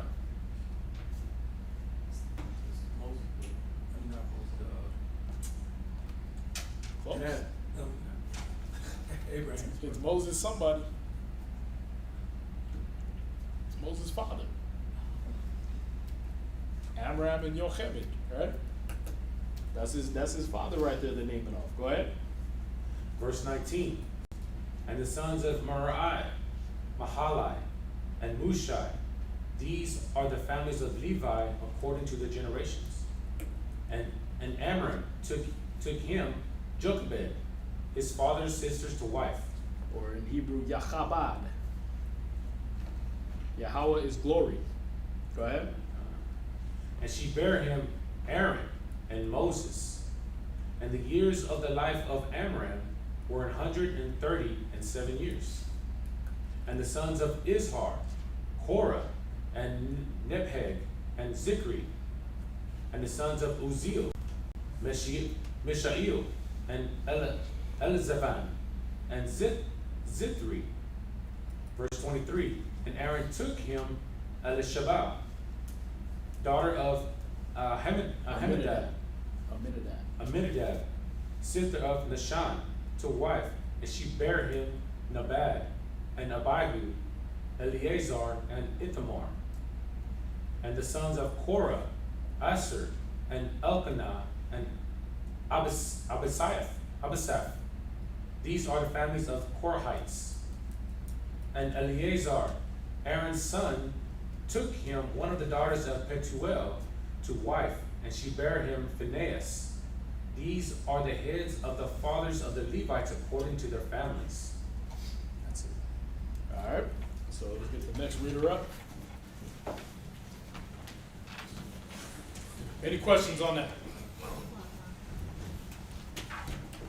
Korah was a sister, correct? No. Korah, you saying Korah was whose sister? Moses? Yeah. Nah. Moses' sister was Miriam.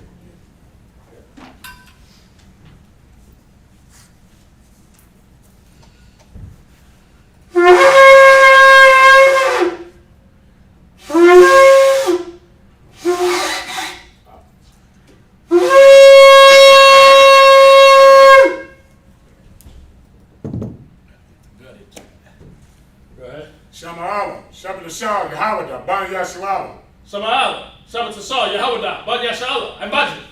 Barak. Yahaba Shema Shabakatam. Yahweh Shemel Shabrakatah. You ain't gonna catch me slipping no more, please. Huh?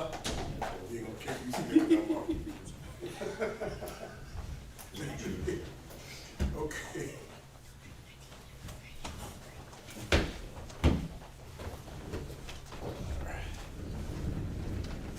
Appreciate that, man.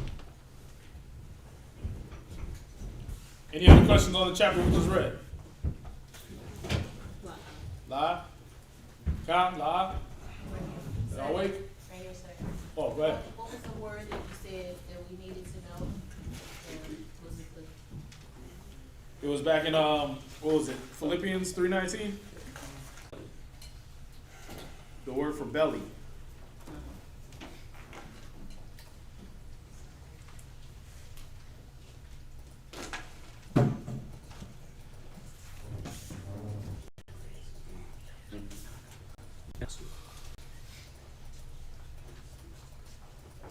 Koilia.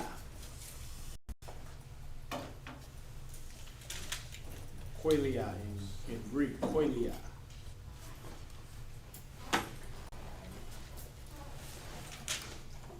Okay, See down here it says the innermost part of the man, the soul, heart as the seat of thought, feeling, choice. So they go off their own decisions, off their own thoughts, their own feelings. Y'all see that? Not facts, not research, not studying. They go off their feelings. Their God is their belly.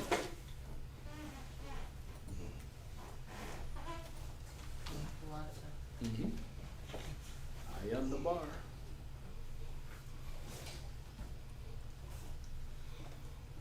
All right, where we at? We are at Exodus chapter 6, verse 26. It was How do you spell it again? Koilia, Yes, come. Kappa. Oh no, you don't do Greek. Okay. Halo. K-O-I. L-I-Y-A. Yeah, L-I-Y. Koilia. Yeah. It doesn't say there's a Duarte. Oh, It really doesn't matter because it's spelled in Greek. It's a whole different pronunciation. It's kappa, iota, theta, all this stuff like that. So they're not even called those letters in English. But just knowing the pronunciation at least, the phonetic spelling of it, you'll be able to go look it up. You know what I mean? Koilia, Greek is how you say it. You're writing it in English, so like I said, if I gave you the actual thing, you wouldn't know how to spell it anyway because you don't write Greek. Yeah. That's coming from the belly. Yeah, has to do with the belly, as in your thoughts, your feelings, your understanding, and your pleasures.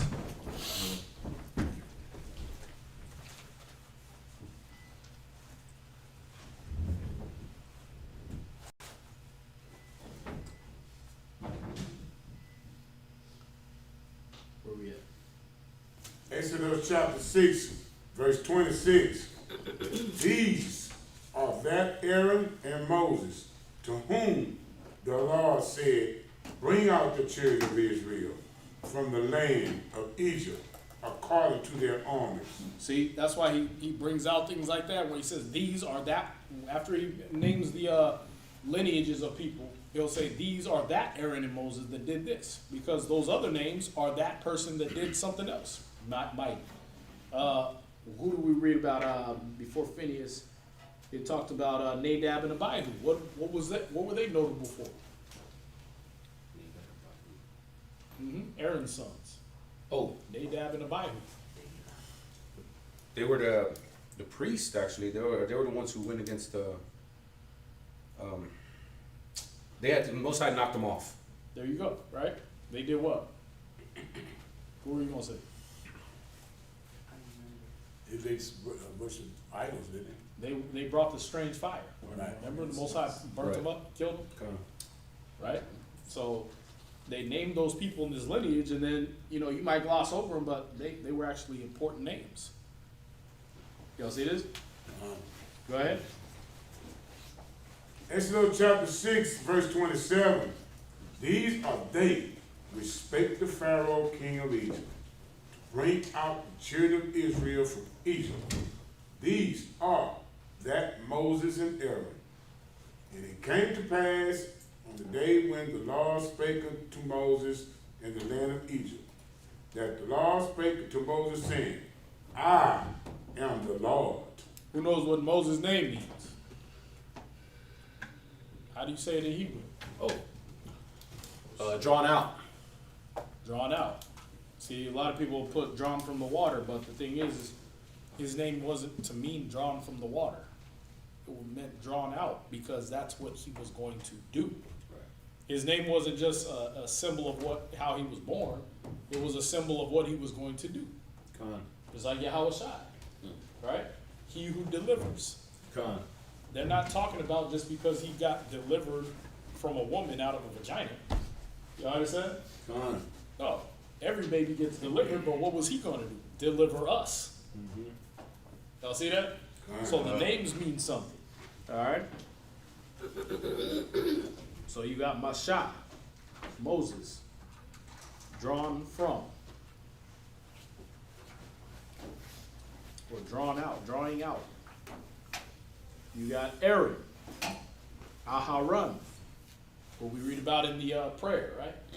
In the Psalms 92 prayer, I think. Light bringer. Light bringer.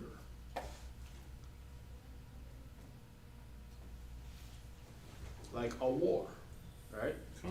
A war, Aharon, those have to do with light. His name is the light bringer. All right? Let's go. Question. Question? Can you repeat that? I wasn't here. I went to We said Moses is Masha, which means drawing out or drawn from. Yeah. Aaron is Aharon, which means light bringer. You have the angel Uriel. In English, you say Uriel. In Hebrew, you say Awor Ya'ala, light of God. See that? So all these words, all these names and stuff, they tie together because they're a function of that person. Right. They're his spiritual name, meaning that's how he functions. That's how this person operates. See that? We didn't just have names.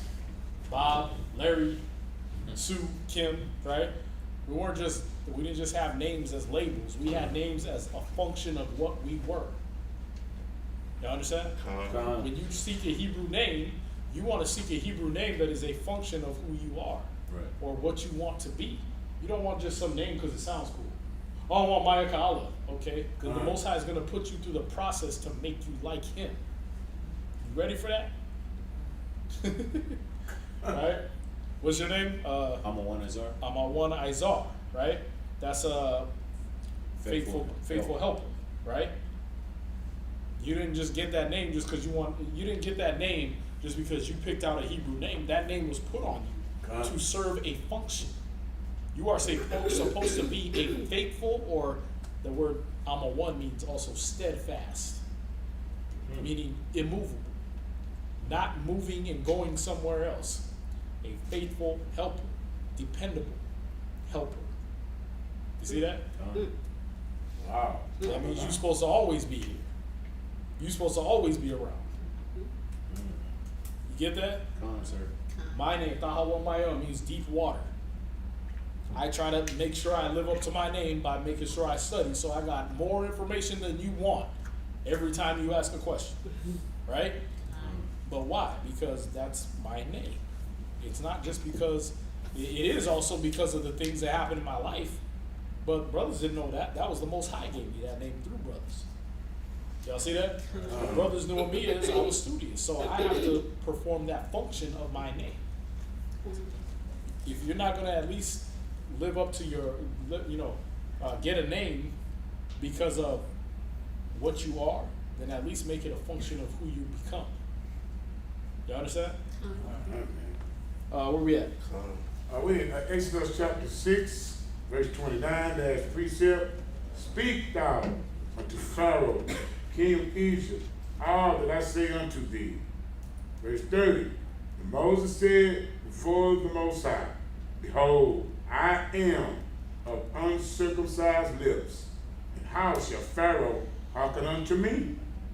And the Lord said unto Moses, see, I have made thee a God to Pharaoh, and Aaron thy brother shall be thy prophet. Thou shalt speak all that I command thee. Aaron thy brother shall speak unto Pharaoh that he send the children of Israel out of his land. I harden Pharaoh's heart and multiply my signs and my wonders in the land of Egypt. But Pharaoh shall not hearken unto you, that I may lay my hand upon Egypt and bring forth mine armies and my people, the children of Israel, out of the land of Egypt by great judgments. And the Egyptians shall know that I am the Lord, when I stretch forth mine hand upon Egypt and bring out the children of Israel from among them. And Moses and Aaron did as the Most High commanded them, so did they. And Moses was 80 years old, Aaron 83 years old, when they spake unto Pharaoh. And the Most High spake unto Moses and unto Aaron, saying, Pharaoh shall speak unto you, saying, show a miracle for you. Then thou shalt say unto Aaron, take thy rod, cast it before Pharaoh, and it shall become a serpent. Moses, Aaron, went in unto Pharaoh. They did so as the Lord had commanded. So what they're showing you is the custom of how the Egyptians adopted a god. That's why they had so many. Because any nigga with a magic trick can come up and, oh, that's a god. Come, man. I mean, that's how they proved their gods, right? He threw down the stick, they threw down the stick. Turned into a serpent, theirs turned into a serpent. That's what made them believe in the Most High, or believe in a God. You know what I mean? Hey, I come in the name of the sun. Okay, well, show us a trick. Show us a trick that proves that you come from the sun god. Okay, his name is Ra. Look, I threw a stick, turned into a snake. Poof, I turned Cheerios into cornflakes. Right? Whatever, right? I'm walking on water. I'm doing some magic trick for you. That's how they qualified their gods. Wow. That's why none of their gods could rescue them. That's why the Most High was laughing at them. Like, look, oh, you serve the frog god? Okay, here come the frogs. Let's see if they save you. When you look into Egyptian mythology, all those things the Most High sent down on them were gods that they worshipped. Yeah. Really? Yeah, So the lice and, all that. wow. The you see the big scarab beetle, right? They worship bugs. It ain't far-fetched. It's true. Wow. Yeah, they worship the scarab on everything in Egypt. A lot of that's drawn in a lot of their walls and carvings was the scarab, the beetle, right? Different little insects and stuff. I mean, they had cats. You know what I mean? Cats was inscribed on their walls. The phallus was a big thing in their culture. So any dude with a big schlong could come around and be like, yeah, I represent Osiris. Well, who's that? He's the god of big schlongs. Look, oh, he got a big schlong. He's a god. Like, that's how they qualified their gods. Look what they're doing. How do they qualify Moses' God? Well, pray to your God and call down fire from the sky? No. Do me a magic trick then. Card trick. Show me a sign to your gods. Okay, here's a stick. It's a snake. Poof. Wow. I don't know. Wait, but this God is saying something I don't like to hear. He's telling me to let all our slaves go, and we make our whole economy on slave labor. Show me another magic trick. I don't believe in your God. Y'all see that? They doubted the power of the God. This is how the Most High hardened Pharaoh's heart, was that he presented himself as if he were the other gods. Y'all see that? I get it. That's how he hardened Pharaoh's heart. He showed him like, look, I'm like your gods. A stick on the floor becomes a snake. Just like your gods that you worship can throw a stick on the floor and it becomes a snake. Wow. But when he showed his difference was after them 10 plagues. Was like, hey, okay, now that I've mocked all your gods by the frogs, by the lightning, by the hail and fire and everything else you worship, I'm actually going to come through on what I said I was going to do. Deliver my people out of your sight. Y'all see that? Their gods couldn't deliver. They could do magic tricks, but they couldn't deliver. That's why he called himself I Am. I actually am real. Y'all see that? Let's go. Read on. Question. I got a question. What's that? What was the purpose of him hardening Pharaoh's heart? To show his power to not only Israelites, he says it later, but to show his power to not only the Israelites but also to the Egyptians. And since Egyptian was the world superpower, and Egypt was the world superpower, all the nations were going to know who he was. Yeah. Y'all see that? Okay. So he kept hardening him because if Pharaoh would have just been like, oh, you threw a stick on the floor and it became a snake, that is Yahweh. He is the God of it. People would have been like, nigga, are you serious? You believed in that God because of a snake thing? A stick? We got magicians all over to do that. Nobody would have believed in the God of Israel based off of that. So he hardened his heart. Nah, I don't believe. How did he harden his heart? It was a natural occurrence of how he set the whole thing up. Yeah. You're going to throw a stick on the floor, but their magicians already know how to do that. See that? A cobra, you can find those all over Egypt. Nobody's going to think that's really special. That's going to harden their heart. Nigga, you ain't nobody. Yo, it was the same magic trick David Blaine did. Whatever. You know what I mean? If I came doing that, if I came doing magic tricks and look, pick a card, any card, would you be like, he's from Yahweh? Be like, nigga, I just watched somebody. I just watched what's his name, the Tiger guy do that, or what's the other guy? David Copperfield, right? I just watched David Copperfield do that on a rerun. Stop. You know what I mean? You can buy that magic kit for $29.99 in the back of the magazine. Stop. Your heart will be hardened, right? So the Most High had to do another magic trick. Put your hand in the bosom. It's gonna turn white when it comes out. Put it back. Right. Boom. It's back to the other flesh. It's a magic trick. Elementary stuff. Yeah. Oh man, I was Why? So it'll harden his heart. Why? Because I want this dude to go through all the magic tricks and then see that I'm not the God of magic tricks. I'm a God who actually comes through. Because I told you I'm showing you the magic tricks so you would know that I'm going to deliver my people. See, when a person prophesies to you something that's going to happen in the future where you ain't been, Right. that shows their power. Not magic tricks. See that? Right. But how do I get you to where you let me show you that I'm going to come through with what I said, and that these things that I've said in the future are going to come to pass, will come to pass. I gotta make you keep testing. Right. You know what I mean? What's going to make you keep testing? Oh, well, they doing the same thing. Okay, do something else. Oh, okay, you did that. Okay, well, they did the same thing. Turn the water. You turn the water into blood. Okay, well, they did the same thing. I don't believe you. I don't believe in this God. I ain't listening to nothing you got to say. Get out of here. Huh? But then when it came down to it, okay, well, I'm doing all this because I'm letting you know that God is going to deliver his people from you. They will come out of here with a mighty hand. That will happen. But you think some slaves is going to beat the world's superpower? They're slaves. We don't even give them weapons. And then you see it happening.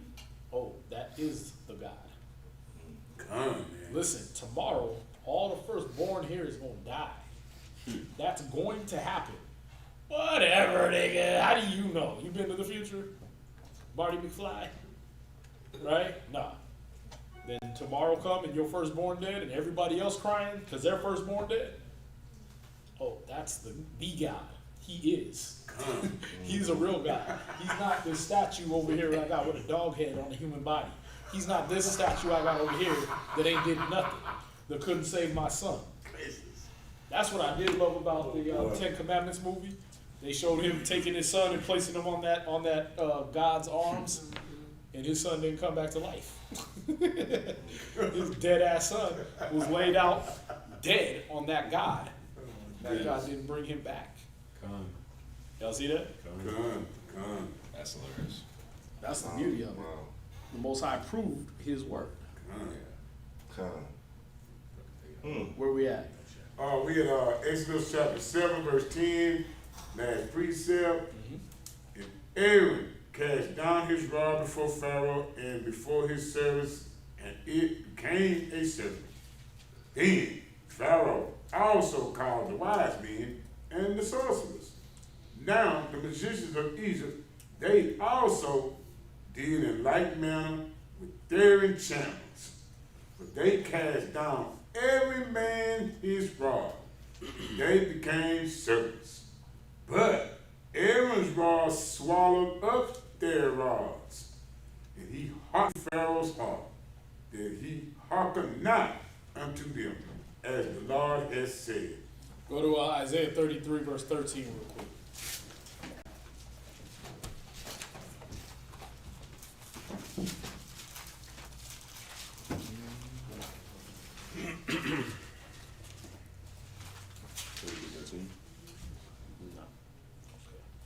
Read that. Isaiah chapter 33, verse 13. Hear, ye that are far off, So this is the Most High speaking. Hear you that are far off. Go ahead. what I have done. That's why he hardened Pharaoh's heart. Advertising. Y'all gonna hear from the end of the earth what I did to Egypt. And You're not gonna hear some guy threw a stick on the ground and it became a snake. You see that? You're not gonna hear some guy turn water into Kool-Aid. Because if you took Kool-Aid, a Kool-Aid packet and took it back then, they would think you was a magician, right? Colin, I'll take this water bottle, drop the little Sunny Delight packet in there, it turns red.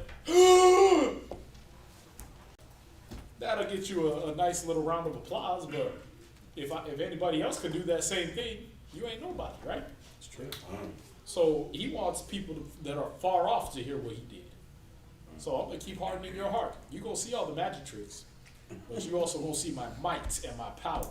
You're gonna see the Red Sea part. Ain't none of your guys did that. You're gonna see your kids die. Ain't none of your kids did that. You're gonna see darkness cover your whole city except for this one part of the city. None of your guys could do that. You see that? Because that's what you see every time you watch one of his miracles, that he was clowning them. Oh, your guys could throw sticks on the ground and turn them into snakes? Well, my snake ate your snakes. How about that? Oh, your guys turn water into blood too? Oh, okay, well, mine turned the water into blood in the whole damn river. And when you thought you had water stored up so that you can get away from the water in the river, I turned that into blood too.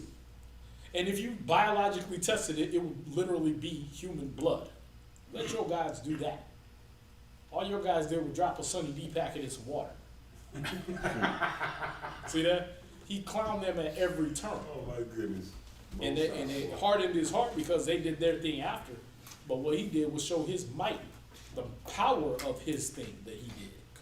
You see that? Yeah, you did that, but mine has power. You turned a stick into a snake, but my snake has power over your snakes. You see that? You turn water into red stuff, but my water turned into blood and caused death in your whole land. You see that? And then, let's see if your guys can do this. They dropped the 10 plagues on them. It was like, they couldn't even keep up. They was like, nigga, I don't even know. That's God. Why are you still arguing? That's obviously him. Watch, you see. But read on. So that just weakened his like rulership to the people in other lands too, right? Yeah. He's supposed to be this king, this powerful with all these gods, but that's why the other nations were afraid of him.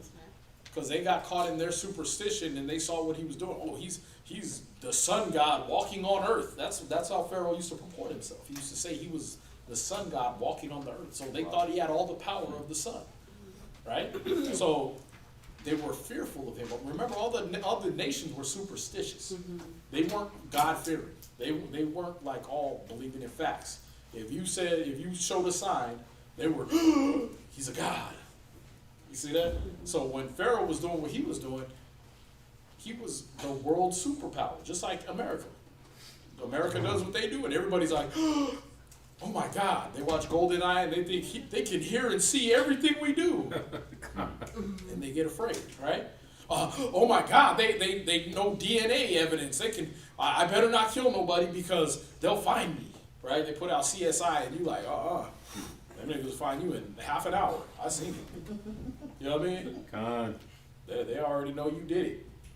But they're not like that. Like they act like they got the whole country on lockdown, but what about 9/11?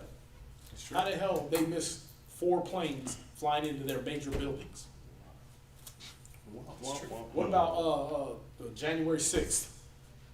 They let all them damn hillbilly ass white people storm the Capitol. Wait a minute, I thought it was gonna go down like Olympus Has Fallen and they was gonna have rocket launchers and they was gonna have to storm the Capitol with damn helicopters and ninjas and everything else. Nope. It was a hick in a damn bullhorn outfit. You know what I mean? Yep. Half naked, just walked up the steps, walked right in. But they got you snowed like, we got all this power. Well, that's what the Most High was showing the earth. They don't have the power you think. I took them over. I didn't even take them over with angels. He didn't have angels come down and rain down fire and brimstone. Yeah. That's what taught everybody about Sodom and Gomorrah. They were like, ooh, that's the God of the Hebrews. That's an Abraham God. Right? Nah, he killed their ass with frogs and lice, stuff you see every day. Yep. Locusts, right? But he just hit them back to back. Bow, bow, bow. Oh, you thought they was the superpower? These niggas can't even fight lice. He calls them his army. Yeah. Like, look, they got overrun by locusts, bro. Come on, man. Locusts are the most non-violent of insects. All they eat is plants. You know what I mean? Lice, they just make you itch. How the hell y'all? Why y'all crying? Boils? You got pimples, nigga? Like, that's what y'all crying about? That's all he did was give them stuff that like showed them that showed the world that they were not a power. But the way he did it showed who was the power, because he sent it. He'd say it the one day, and it would happen the next day. He came through. Don't you know that's how little ass Hitler came to power? When you see Hitler, he is not physically imposing. No, he's not. The dude was like, if you saw Tom Cruise in person, you'd be like let down. Has anybody ever seen Tom Cruise, like the real life Tom Cruise? When he's not on the movie, they make him look like he's 6'4". That nigga's 5'4". Yep. Yeah, he is short. Tom Cruise is shorter than my son. You could son Tom Cruise, you know what I mean? But when you see him in the movies, he's a giant, right? Why? Because that's how they want to make him look. Well, when you finally see America for what they are, you're gonna be like, oh, that's who was weakening the nations. Yep. And when he did it with Egypt, he showed them that, look, Egypt is short, man. Egypt is tiny. Pharaoh ain't got no power. He can't fight lice. He can't fight hail. He can't protect his people from water. Wow. He can't even keep water clean. Come on, man. Y'all see that? That's what people are going to wake up and see about America. Wait a minute. America's the superpower. They got us on lock. We got nukes. That's why Korea's like, man, kiss my ass. Why? Because they see America for what they are. Right. Y'all can't even keep your water clean. Mm-hmm. You know what I mean? You got homeless people in your own country acting like you run around feeding everybody in Africa and all this stuff. Yep. You got people starving in your own country. Your own country is malnutrition. Mm-hmm. Y'all see that? Come on. So everybody's starting to see America for what they really are. And this is what happened in Egypt. He showed everybody what they really are. Read on in Isaiah real quick. Isaiah 33 and 13.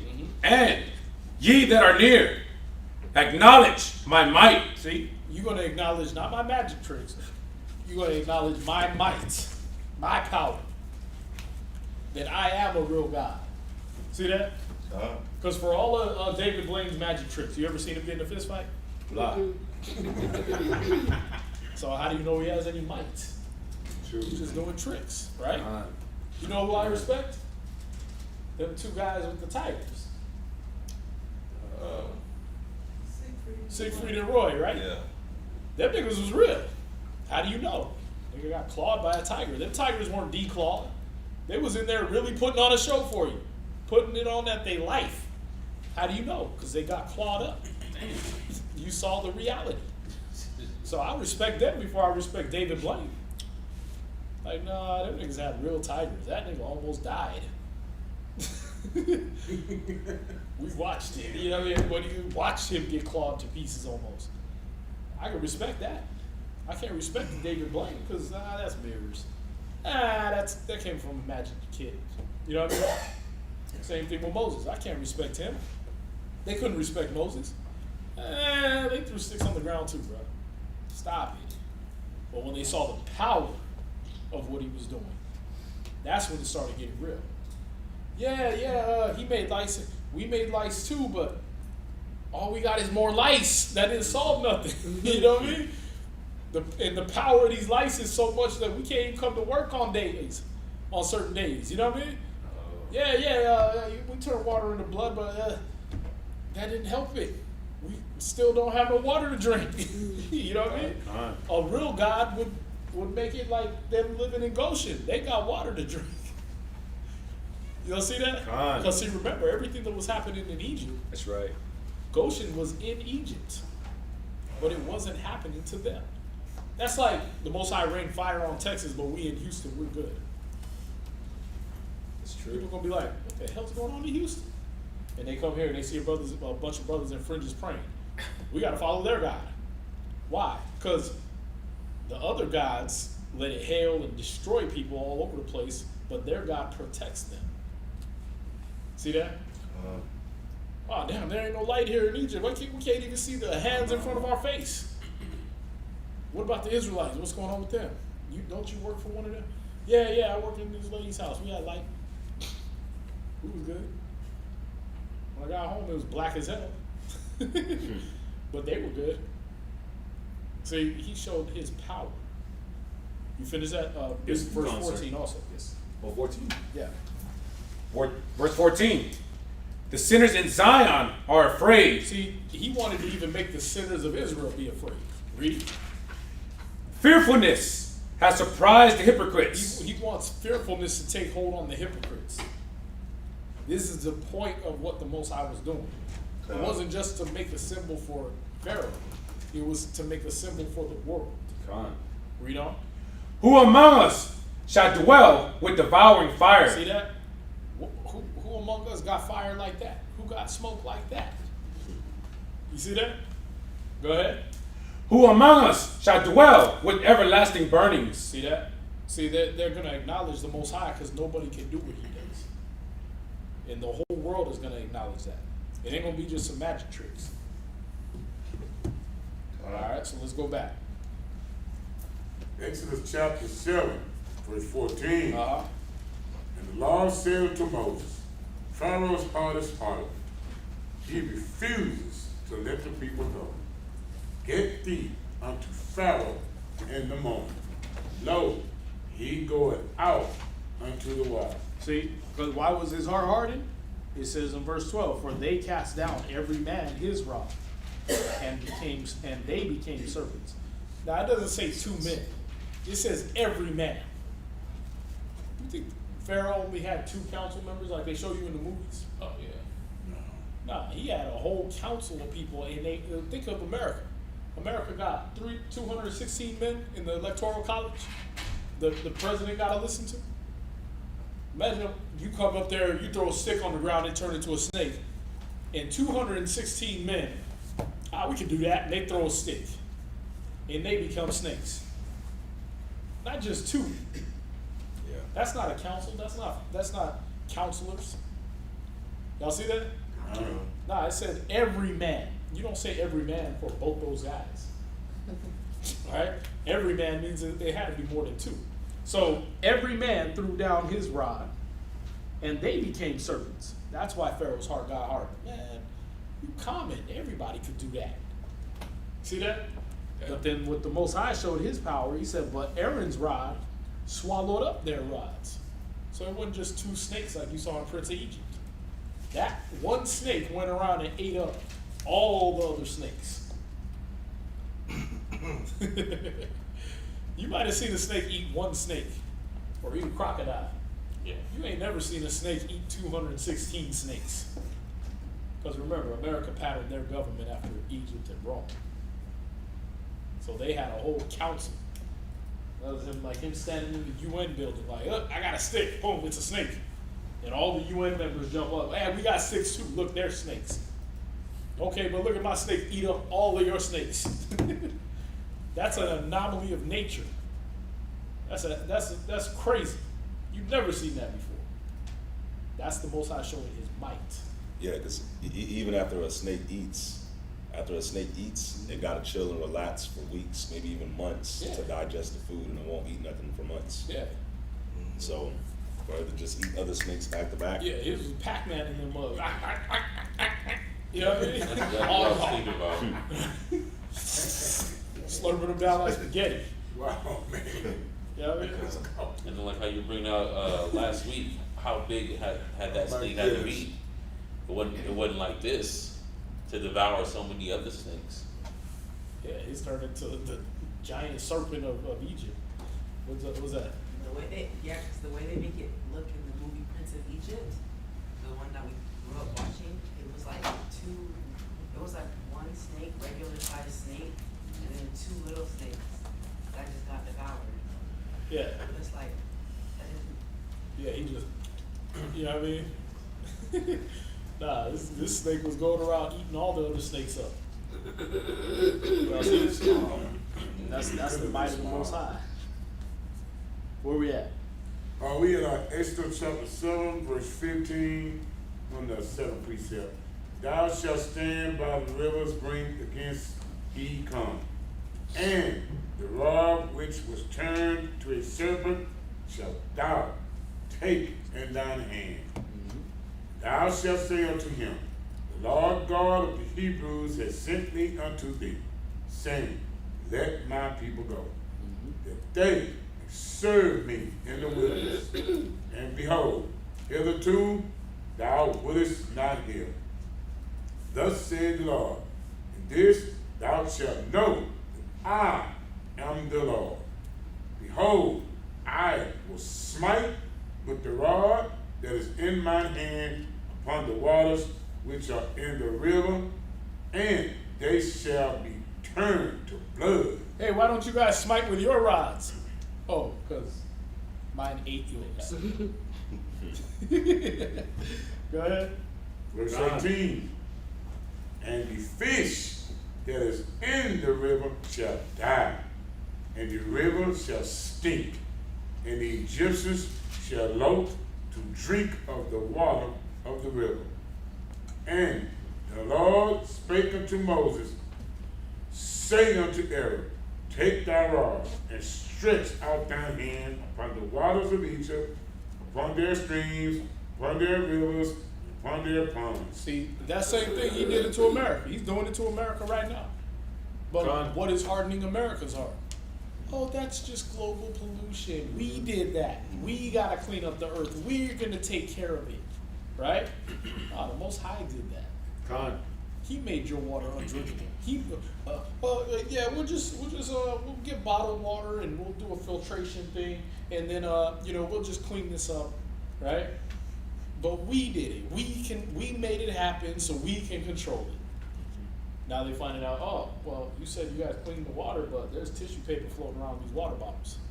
There's 9 kinds of drugs that y'all didn't filter out of this water. Oh man, it's stuff. There's little duty papers floating around in your water right now. Oh, COVID. Man. So y'all did it. It's in doo-doo papers. Yeah. So y'all didn't clean it. Y'all couldn't clean it. Go ahead. Y'all see that? You couldn't do what I do, and you couldn't undo what I do. It's true. But see, America, this is how Pharaoh's heart was hardened. Oh, it's okay, we'll just filter the water. No, I'm gonna make it in even your vessels. Right? So even your little Brita filtration thing is gonna be pouring out blood. You can't do that. Just like America. But see what hardens their heart? It looks clear. God, man. Right? It looks clear till you get cancer because the bottle it's in got bisphenol A in it, BPA. Right? Till you find out that what you poured down your gullet got tissue paper in it, and you put it under a microscope and it got all the parasites the blood has in it. So they couldn't undo what he did. But why are they hardened? Because it looks clean. See that? How do you harden Pharaoh's heart? He made it look like they could solve it. We'll just drink wine. Right? We'll just drink something. We'll drink cow's milk. Whatever. Water's not that important. Do something else. Right? Show me something else. What's that? Yeah, do you have it? Oh, okay. Let's go. Read on. Exodus chapter 7, verse 19, and upon all their pools of water, that they may become blood. See, he hit the water in the river where Pharaoh was at. So when you're watching Prince of Egypt, right? And Pharaoh's on the boat in the water, and he's like, oh, it's turned into blood, right? Okay. Right there, locally, it's turned into blood. Okay, no big deal. But it didn't just turn to blood where he hit it. It turned to water at his house when he got home. Mm-hmm. You know what I mean? Yeah. When you went home and pushed your little Samsung refrigerator thing and the water comes out the fridge door, blood. All right? When you went back in the back and you went to your garage, I've been storing up water. I was doomsday prepping. Right? That's what the Most High did here. All they water is blood, man. You go, I got bottled water. I'll be good. Nestle Pure Life, right? Until you watch, what was that, Tapped Out, or what was that movie they did about the water?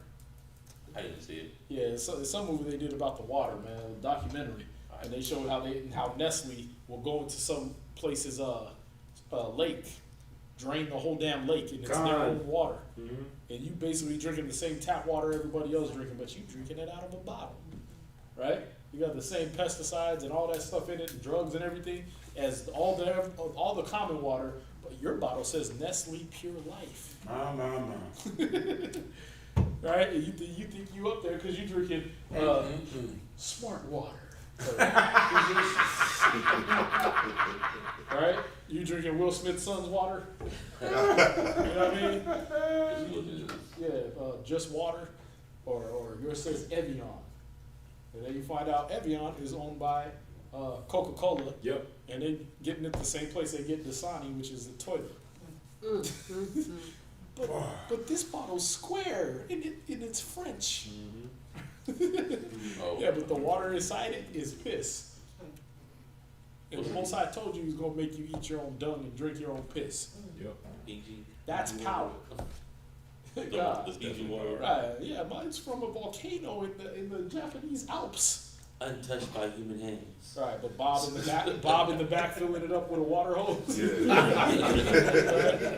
got the whole pallet already made with the caps off, and all he doing is. Then he take a second. Oh, I got pee.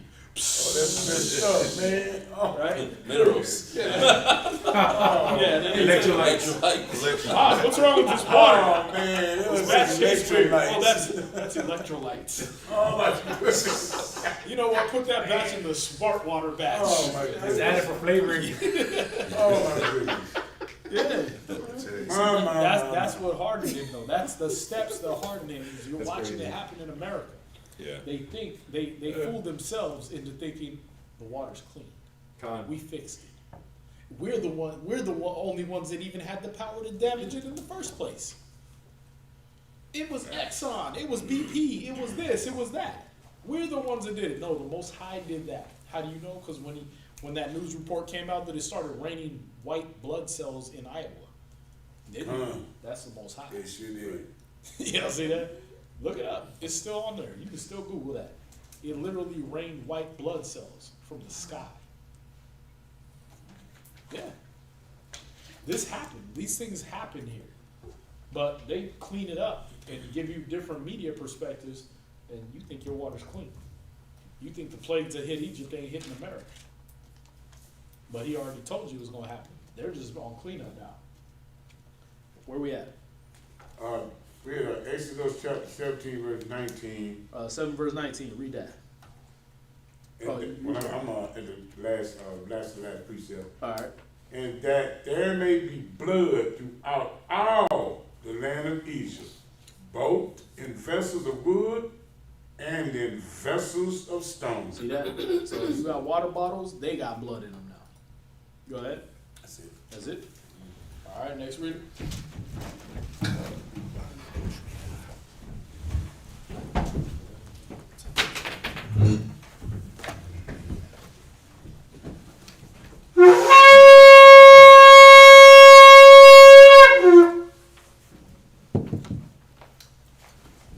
Derek, Shabbat Shal, Yahweh, Bun Yasharala, Derek, Shabbat Shal, Yahweh, Banya Shala, and Majid. Right. Yahweh Shemiel Shabarakatah, Yahweh Shemal Shabrakatah. Come on up.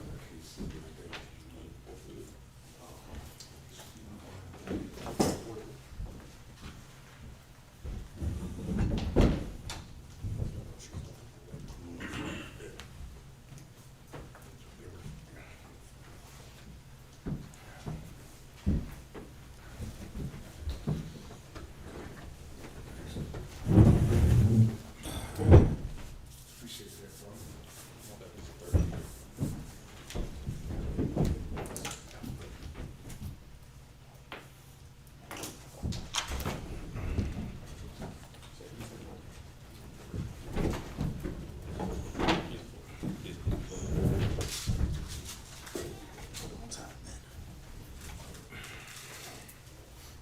Any questions on what we read over? On that section? All right, let's go. Exodus chapter 8, verse 20. 7 verse 1. Oh, it's like it. 7 verse 20. And Moses and Aaron did so as the Lord commanded. And he lifted up the rod and smote the waters that were in the river in the sight of Pharaoh and in the sight of his servants. And all the waters that were in the river were turned to blood. And the fish that was in the river died, and the river stank. And the Egyptians could not drink of the water of the river. and there was blood throughout all the land of Egypt. And the magicians of Egypt did so with their enchantments, and Pharaoh's heart was hardened. Neither did he hearken unto them as the Lord had said. And Pharaoh turned and went into his house. Neither did he set his heart to this also. And all the Egyptians dig round about the river for water to drink, for they could not drink of the water of the river. And 7 days were fulfilled after that the Lord had smitten the river. Chapter 8. And the Lord spake unto Moses, Go unto Pharaoh and say unto him. So when you read in 7 verse 22, he said, and the magicians of Egypt did so with their enchantments. And Pharaoh's heart was hardened, neither did he hearken unto them. See that? So what did they do? They did the exact same thing. Right. Could they cure what happened? No. But they could make what happened happen, right? So, oh, it ain't the Most High. It was Exxon. It was BP. Why? Because your magicians done messed up the water too. Your magicians got everybody eating all the crab, shrimp, lobster, and everything that filters the ocean. The oysters, the clams. They filter the water in the ocean. So you took it on yourself to be God and say, see, we can do it too. We can defile water too. But can you fix it? That's where the real power is. See that? Because in Goshen, guaranteed, niggas was, oh, y'all thirsty? Our water is nice and clean. We ain't drinking blood. Y'all see this? That's power. But Pharaoh's heart was hardened because he saw the magicians could do what Moses did.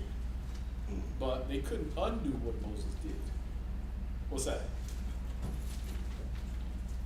It's kind of like what you were saying about can you fix it? Like right around when COVID hit, when it initially hit, and it had everybody indoors, and they were showing around the globe how the waters just cleaning themselves because people wasn't using them or wasn't in them.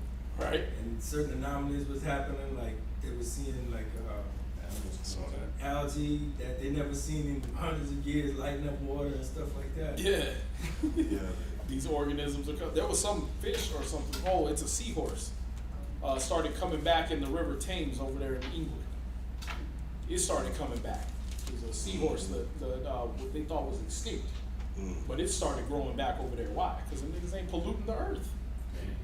You know what I mean? They ain't outside polluting all the water and everything.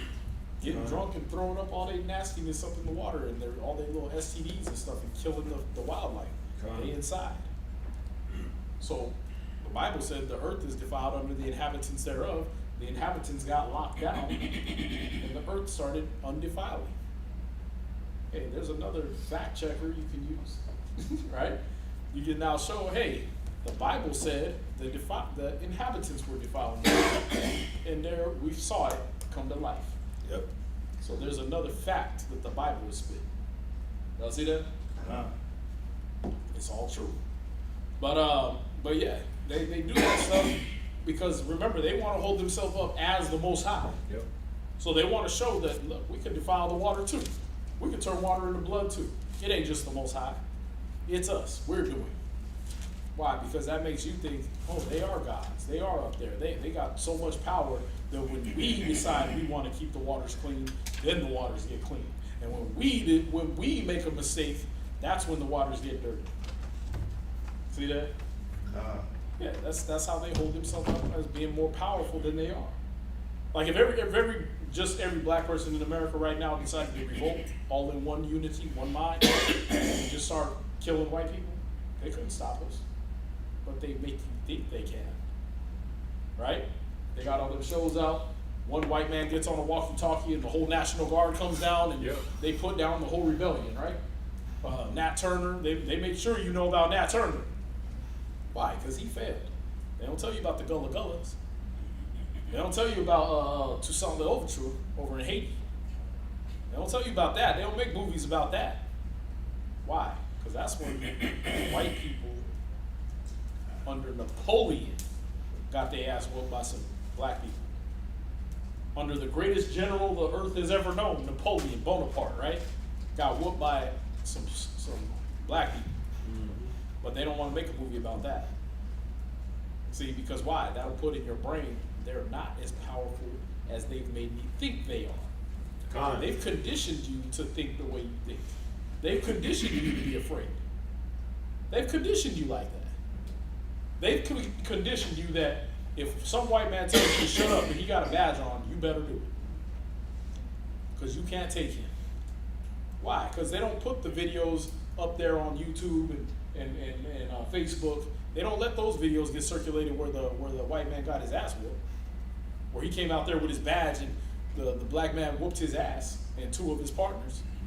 They put the videos where the black man got shot. That's what makes the news. The ones that make CNN and headline news and all that, those are the ones where the black man got shot. And they lit his whole car up and his whole family up and all that. They want to show you we'll take you down. But they don't show you the black man that was, they were trying to grope his wife at the airport and he whooped the whole crew of cops. Have you seen that video? That nigga was left and right knocking these niggas. That thing was running up on him, bah, bah, grabbing one, throwing him over here. One Judite. They don't show you that, because then you'll know the cops don't have as much power as you've been conditioned to think they have. Remember, we still fleas in a jar over here. So they can take the lid off you, and you'll still just only jump as high as the lid was. Y'all see that? That's what happens with a flea in a jar. You put a flea in a jar, you put the lid on, he'll bang his head on there for a good couple days, but then after a while, he'll only jump as high as that lid. So you take the lid off, he'll never get out the jar. He's conditioned. Y'all understand? And that's what they do to you. They put them news reports out, and they condition you to be under slavery. They condition you to be in bondage. As much as we were reproducing in Egypt, where a little one became a strong nation, you telling me we couldn't have took the Egyptians? Then we had their general. They had to get one of us as their general to win wars. Then he went back to his own side. But our people were still scared. They were still scared to leave. Why? Because of the condition. Y'all see that? They thought it was the Egyptians that had power when it was actually Moses. Just like we do. We do it here. Their power comes from us. Their financial wealth comes from us. Taking money out of our pockets, right? But we think they're the rich people. We think they're the powerful, they're the rich. Their military power is mostly filled with blacks and Hispanics. So if we all just left, they'd be stuck with some white guy named Bob with a couple of guns, right? And then a whole bunch of niggas that could hand-to-hand combat and shoot. They learned it with Chris Dorner. He had all of California on lockdown, right? For like a month. They was scared as hell. Chris Dorner, y'all remember him? Ex-military, ex-cop, and then he found out what they was doing, and he went killing people or killing cops or whatever. They learned it with him. We don't got all this on lock. One nigger can lock down the whole city. Remember, they sent everybody on him, right? Burned him alive. Why? Because he was dangerous. One man. You got to think about that. They told on themselves. They showed you they don't have the power they have. But you've been conditioned to think that they got this power. You understand?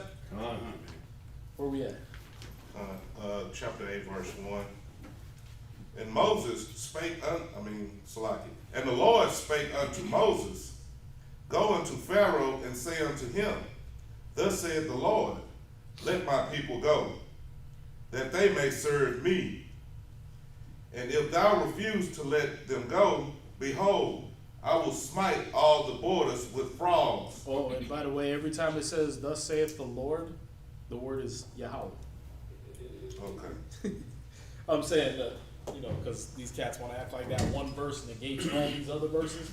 Every time in Exodus you see the Lord said unto Moses, it says, Wayamar Yahweh, which means, and the Lord said to Moses. Wow. God. Wow. Verse 3. And the river shall bring forth frogs abundantly, which shall go up and come into thine house and into thine bedchamber, and upon thy bed, and into the house of thy servant, and upon thy people, and into thine ovens, and into thy kneading troughs. And the frogs shall come up both on thee, and upon thy people, and upon all thy servants. And the Most High spake unto Moses, say unto Aaron, stretch forth thine hand with thy rod. So the first mockery was Heket, the frog god of Egypt. Heket in ancient Egyptian religion and mythology, it's Heqet, also spelled Heqtit or Hekt, was a frog-headed goddess who personified generation, birth, and fertility. Heket was sometimes depicted with the body of a frog, and frog amulets were common in ancient Egypt as charms for fertility. Wow. See, the Most High was mocking them every step of the way. Y'all see that? All right, so that was the first one. He mocked them with the frogs. Then what happened? Then say unto Aaron, stretch forth thine hand with thy rod over the streams, over the rivers, and over the ponds, and cause the frogs to come up upon the land of Egypt. And Aaron stretched out his hands over the waters of Egypt, and the frogs came up and covered the land of Egypt.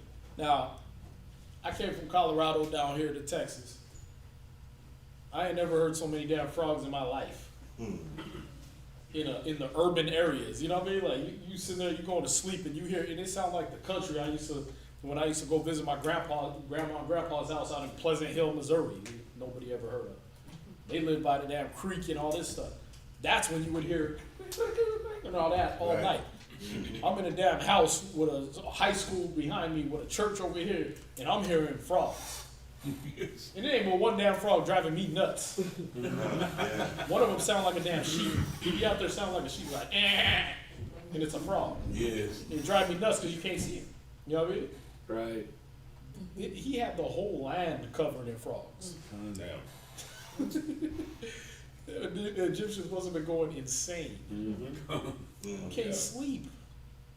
So you got to think of the things that was coming with the plagues. All they show you is, oh, frogs came. Okay, but what was the problem? Well, frogs reproduce. Frogs reproduce a lot. They leave their eggs all over. They're slimy, nasty eggs. They leave their body slime everywhere. They leave. They eat. You know, the things they eat, they poop it out. You know what I mean? They get into everything. They think everything is food. Yep. So they'll jump into everything. All your food stores got frogs in them, trying to eat your food. Damn. You know what I mean?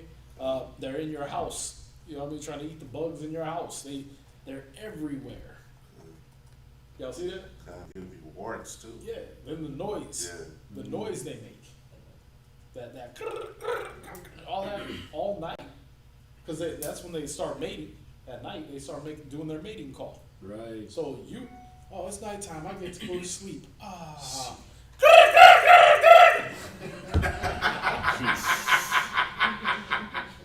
Right? All night.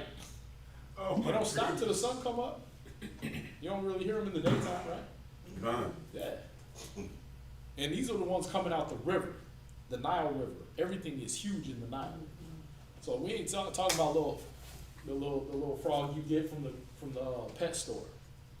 We talking about them giant frogs, the ones that be eating birds and stuff. Big bull. The ones that catch birds out the sky. You know what I mean? There's frogs like that. You know what I mean? But we're talking about Nile River frogs, because he said they came up out the river. So that loud of noise, them big bullfrogs, right? All damn night. I'd have shot myself. Long day at work, you know what I mean? Long day dealing with the damn Hebrews and whooping their ass all day in the hot sun, building some dumbass statue to some god that can't even save you from this frog. You built a statue to this frog. Right? Heket the frog. Come on, man. And then that frog keeping you up all night, you can't sleep. Your kids can't sleep. You got a frog. You can't sleep. You got a frog. It's called a devil frog. It was like the size of a beach ball, Damn. like 10 pounds. Hell no. Hell no. And that's coming out the water in Egypt. The water he was gonna drink out of it turned to blood. Now frogs coming out of it. Double ruined, right? And he's mocking your God. Well, why don't you go to Hecate and have her save you? She's the frog goddess. Surely she can make the frogs go away. The frogs are her servants. Right. I'm just picturing the Egyptians, man. They was going up to this dumb, frog-headed, dumb woman right here. Though ain't moving, ain't breathing. Worshiping her. Hey, get rid of the frogs, please. They thought it was her fault. And that statue just staring at her. Right? Why? Because that wasn't enough. The Most High was showing you his power. He's real. These frogs are living. You want frogs? You want to worship them? Here you go. I'm clouding. That's true. Go ahead. Verse 7. Mm-hmm. And the magicians did so with their enchantments. So where are we at? Exodus chapter 8 and verse 7. So, okay, we're still with the frogs. Go ahead. And the magicians did so with their enchantments. So the magicians, oh, heck it, bring some more frogs. Did you solve the problem, though? You just added more frogs, dummy. Wow. Go ahead. And brought up frogs upon the land of Egypt. Then Pharaoh called for Moses and Aaron and said, entreat the Most High that he may take away the frogs from me and from my people, and I will let the people go. Now, do you think that he entreated the Most High first? Or do you think he was like, wait a minute, dumbass magicians, you made more frogs. The problem is the frogs. Get rid of the frogs. Oh, we didn't plan for that. We ain't got a magic trick for that. Was there any off frog repellent? Like, what could they do? They couldn't do nothing. So he had to now go, hey, listen, go to your God and tell him to get rid of these frogs. Right? The Most High kept trying to give him chances, man. Look, I can make them come and I can make them go. And you're still not acknowledging me. Y'all see that? He had to go to Moses because his own people couldn't get rid of him. Go ahead. That they may do sacrifices unto the Most High. Verse 9. And Moses said unto Pharaoh, glory over me. When shall I entreat for thee, and for thy servants, and for thy people, to destroy the frogs from thee and thy houses, that they may remain in the river only? And he said, tomorrow. And he said, be it according to thy word, that thou mayest know that there is none like unto the Most High our God. And the frogs shall depart from thee, and from thy houses, and from thy servants, and from thy people. They shall remain in the river only. And Moses and Aaron went out from Pharaoh, and Moses cried unto the Most High because of the frogs which he had brought against Pharaoh. And the Most High did according to the word of Moses, and the frogs died out of the houses, out of the villages. That's more power. The frogs died in the houses and the villages, but they stayed in the river alive. Stink. Y'all see that? That's power. That's not a magic trick. That's not something you could selectively do. Oh yeah, we just used a frog repellent and they all died. Right? Or like that chick tried to do on that movie, it was a movie with Jennifer Garner, I think, where she, the brother kept bringing up, Idris Elba was in it too. He kept bringing up how the Most High did the plagues. And so she starts shooting down the plagues. Oh, well, the lice came, and what naturally happens when the lice come is the frogs come or the lice turn into flies because the lice are basically baby flies. Yeah. So yeah, the reaping, right? So it was called the reaping. But yeah, and then the frogs, they came because the flies were there, and frogs are natural enemies of flies, so that's naturally gonna happen. And then you know what I mean? She just kept trying to shoot everything down. It's like, but what about the part where the frogs died on the land, but they stayed in the river? What about the fact that if you float down the Nile River right now, there are still frogs there, but they're not on the land. They stay in the river. What about that? Explain that one to me. Yeah, there was a power that the Most High did. Now this is all documented in the Egyptians' records. They don't want to acknowledge it. Egyptologists don't want to acknowledge it, but every single thing we're reading right here is documented in their records. Y'all see that? You can go, there's a little article online, Mashaba put me on it way back. It's called Egyptian Watergate. Some Christians put it out, but they did their research. That's the problem. They reference all the books and the chronicles and things that they went into to find that information. But there was actually a cover-up after we left Egypt. Oh, I read that. And they tried to cover it up, that, you know, because they were a world superpower, they tried to cover up what happened. And all of it's documented in records. All of it's documented in letters to these other nations and things.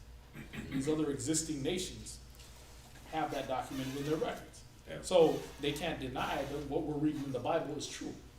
But the Egyptologists will tell you it didn't happen. There's no record of us being in Egypt. But these Christians got the records. They found the records. And if Christians got it, that means they probably got it locked up in the Vatican, where dumb nigga Hotepians can't get to it. Where we at? Verse 13, last precept. Uh-huh. Out of the villages and out of the fields. Verse 14. They gathered them together upon heaps, and the land stank. But when Pharaoh saw that there was respite, he hardened his heart, and hearkened not unto them, as the Most High had said. See, when there was a break, he just got harder in his heart. Just like these presidents, you know? Yeah. Oh, COVID, oh, that's a plague from the Most High. Yep. Nah, it ain't. We got a vaccination for you. We got a pill. No. We can make more COVID. Right. That. Here's a variant. You know what I mean? Yeah. Here's his cousin and everybody else, right? The trifecta. They give you more diseases. Don't make them go away. Wear a mask. Wear a mask, take a shot that kills you instantly. Right. Right? Come on, man. Then when it kills you instantly, we'll harden our heart more and say, it was just coincidence. He ate bad. Wait, you mean the NBA player that used to run for his whole life and was a top athlete in the top physical condition, died of a heart attack right after he got the COVID vaccination? That's a coincidence? A lot of soccer players in Europe that happened to. Oh yeah, they drop it like flies. Stars are doing it. They go take the shot. Next thing you know, they're dead. Newscasters, same ones that was pumping the COVID vaccination, right? They dropping dead the next day. That one dude, Michael Rappaport, the actor, he went and got he was showing how he was running and everything. See, I'm okay, and then he went and got the shot. And he's over there dying, looking like a corpse. Yeah, I got the shot. You know, he was big time. He was downing everybody that was against the shot and everything. Next video, he looking like he got red, splotchy skin and sweating for no reason. Like, damn, you all right? Why? Because they showing the Most High's power, but they'll still harden their heart. They'll still think, oh, well, we got control of this. Dr. Fauci will save us. No, he ain't. Go ahead. Verse 16. And the Most High said unto Moses, say unto Aaron, stretch out thy rod, and smite the dust of the land, that it may become lice throughout all the land of Egypt. And they did so, for Aaron stretched out his hand, and with his rod, and smote the dust of the earth, and it became lice. See, if you know your history, this makes sense to you. Wearing wigs wasn't just an Egyptian custom; it was a necessity because of the lice that we brought, the Most High brought to them, right here in this document that we're reading, this historical document we're reading, is fact. They weren't wearing wigs because it was just a style. They was wearing wigs the same reason they was wearing wigs over there in 16th and 17th century, because of lice. Y'all see that? That's why they were wearing them powdered wigs. Don't let George Washington and Ben Franklin fool you. Them powdered wigs wasn't just the hairstyle. Those powdered wigs were powdered to keep the lice off them because they had shaved their head bald to get rid of the lice, and they wanted to make it look like they were still healthy.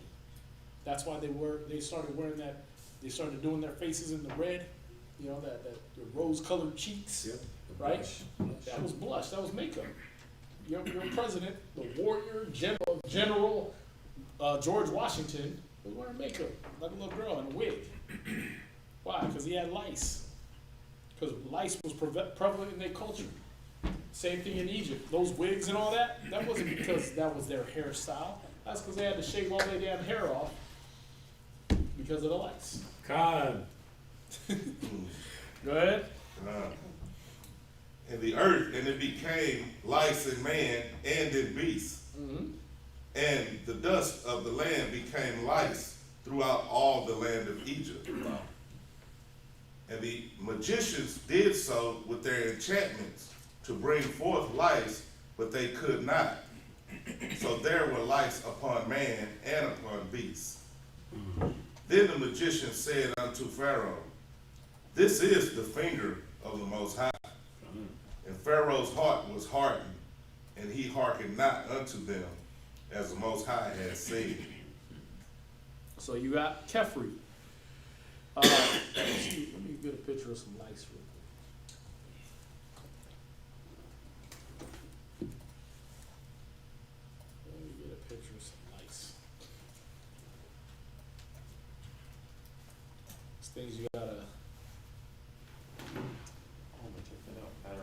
What's up? And I'm doing this right along with you. I'm learning right along with y'all.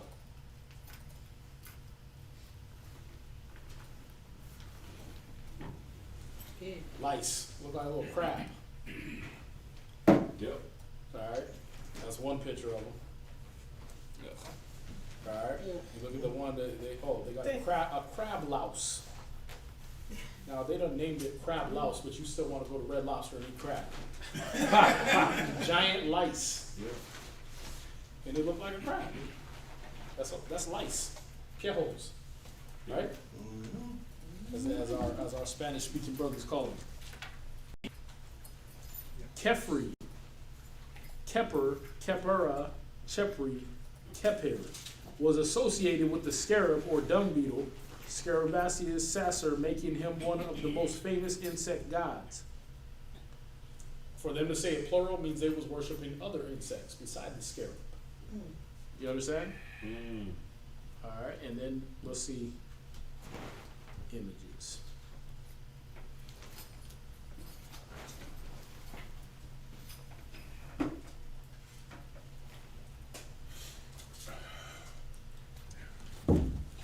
It's licensing. No joke. That's Kefri, Kefra, right? And that's your lice. Whoa. Uh-oh. Right? Con. So, the Most High's clowning them again. Tell Kefri to save you. Right? Call up Kefri. Tell him to save you. Go ahead. Verse 20, and the Most High said unto Moses, rise up early in the morning. What does it say?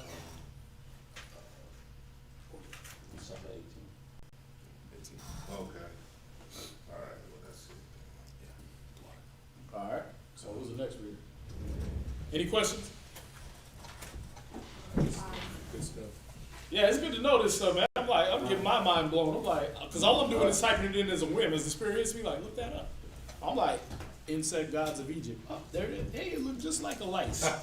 Just like lice. Right, they do got a frog god. I didn't know that. I just looked it up. I just put frog god of Egypt. Boom, they got a frog god. Right? Con. Who's next? Who's next?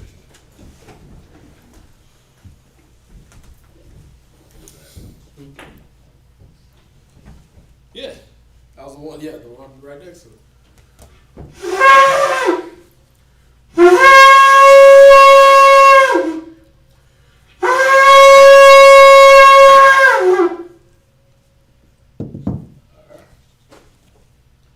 William, Sabbath Star, Yahweh, Banya Shurala. William, Shabbat Shah, Yahweh, Banya Allah, and Majid. Right. Yahweh Simeon Sabbath Thumb. Yahweh, Shabbat Shah,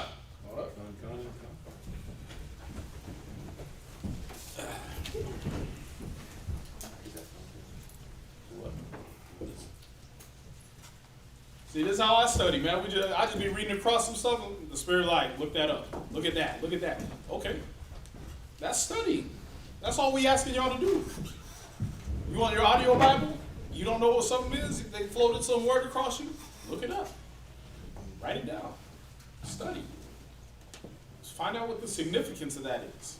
You know what I mean? Well, why? Why would the Spirit want me to study that? Because it has to do with these plagues in Egypt?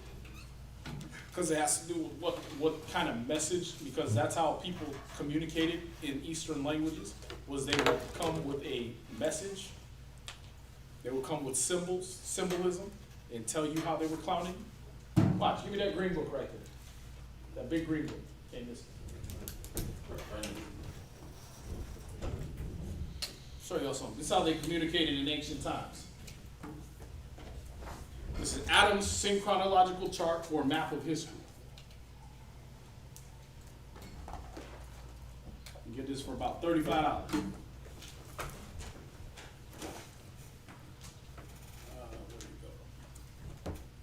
go? Big book, I'm sorry.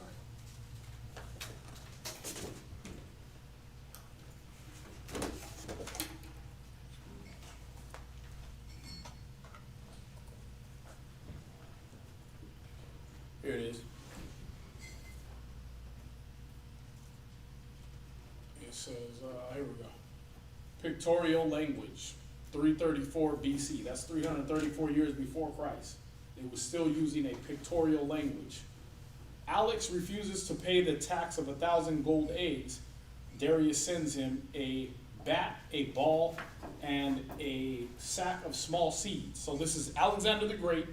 He refused to pay the tax of 1,000 gold eggs to Darius, the king of the Persians and Medes. So how did he refuse it? By telling him, nah, hell no. No, he sent him a bat, a ball, and a sack of small seeds. The two first to ridicule his youth. So he was making fun of how young he was. A bat and a ball. Like, go play. You see that? The last to represent the great numbers of the Persian army. A sack of seeds.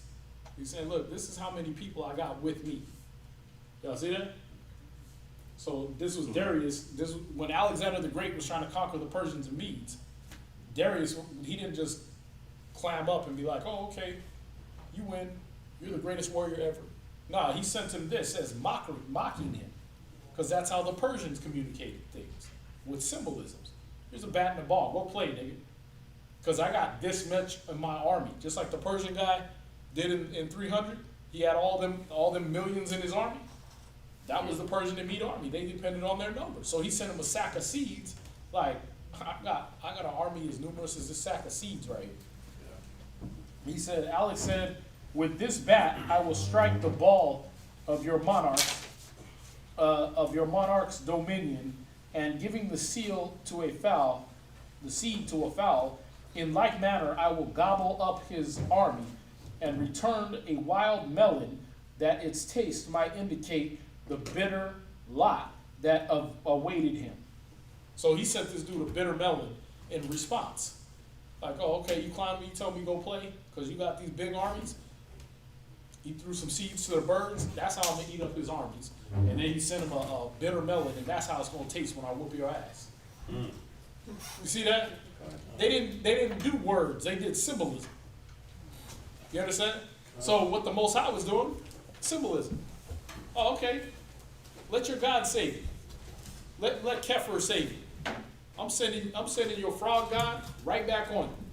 I'm sending your lice God right back on you, mocking you. And they ain't gonna save you. Not one of them damn lice is gonna save you.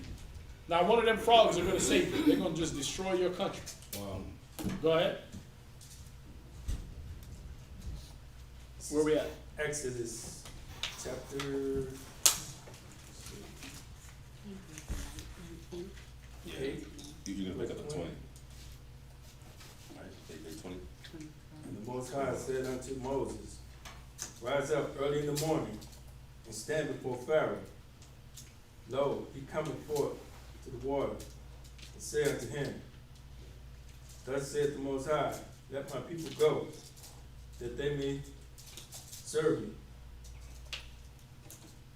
Mm-hmm. Else if thou wilt not let my people go, behold, I will send swarms of flies upon thee, and upon thy servants, and upon thy people, and into thy houses. And the houses of the Egyptians shall be full of swarms of flies, and also the ground whereon they are. So there's an article, sacred insects in ancient Egypt. And it said insects were important religious symbols in ancient Egyptian culture and mythology. They were featured prominently in hieroglyphs, seals, and carvings. Depictions of insects were used as talismans for protection and even placed in burial tombs. So the Most High is like, they're gonna protect you, huh? Okay. Let's see what happens. Let's see if these lights protect you. Y'all see that? Gone. So it wasn't just the scarab. That's the one they give you on the movies, on the mummy and all that, right? It was pretty much any insects. That's why the locust, another slap in the face. The lice, slap in the face. The flies, slap in the face. Because all their gods was depicted as insects. Go ahead. Where you at? 22. Mm-hmm. Go ahead. And I was serving that day, July. Ooh. And I was serving. Hold on. To the ancient Egyptians, these tiny creatures were powerful symbols of resurrection and eternal life. That's crazy. Oh man, you know the Most High is clowning right there. Huh? Flies? All of it. It says just insects in general. Yeah. So he sent them all the insects they could have, but it didn't represent no resurrection and eternal life to them. Damn. Huh? Gone. Go ahead.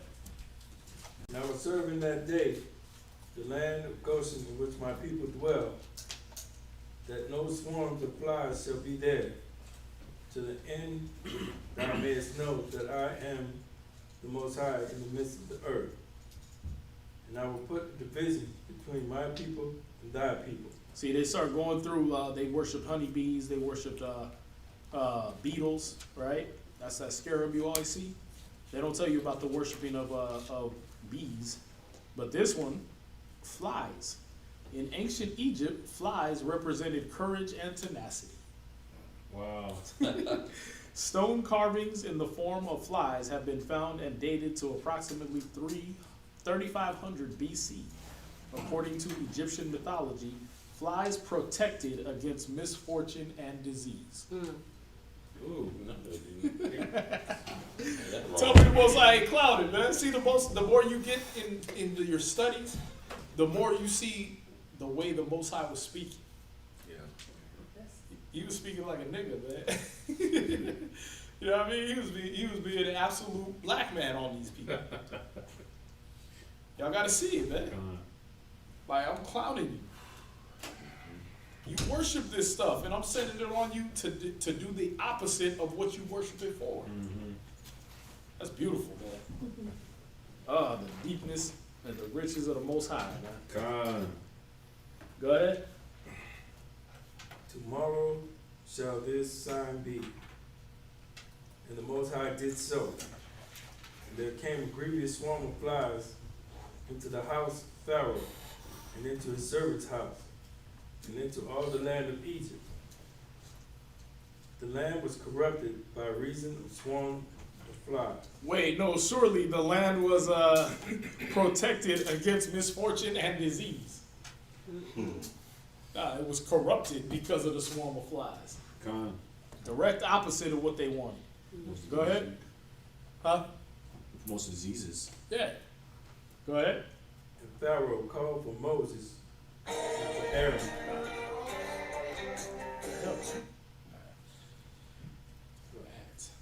Now, again, you got, when you see the plagues, you gotta think of the repercussions of each of these occurrences, man. The consequences of all these occurrences. You got all these flies, what do flies do? They're nuisance. Huh? Number one, they're a nuisance. They bring diseases. They throw up on your food. They throw up on everything they touch. Everything they touch, they throw up Right. on to eat it. Right. They vomit on it first and then Right. suck up the vomit. Right. Right. Acid. Right? So you're not only you swatting them out of your face all day, they throwing up all over your food. Yep. What else? I was gonna say they poop in you because They poop everywhere. Oh. Flies poop in the sky, they poop on your stuff, they poop when they land, they poop all the time. You just don't see it, That's right. but it's there. That's cold. Also, you have to understand that the big bullflies, they lay eggs in you when they stop. That's yours? Yeah. They lay eggs in you. Yeah. Not around you, not by you, in you. Right. They'll land on you and lay their little babies Oh, in my you. goodness. In your pores. Their little maggots God. will form on you, in your body. Yep. You'll be seeing a little thing crawling on. Now you think the Most High sent regular flies, little house flies? That's true. Little baby fruit flies? And flies bite. No, these are Nile River Yes, they Valley do. flies.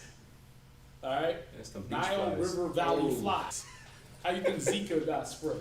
Mm. The mosquitoes and them flies. Y'all see that? Things that come out of the Nile River, they spread disease. Con.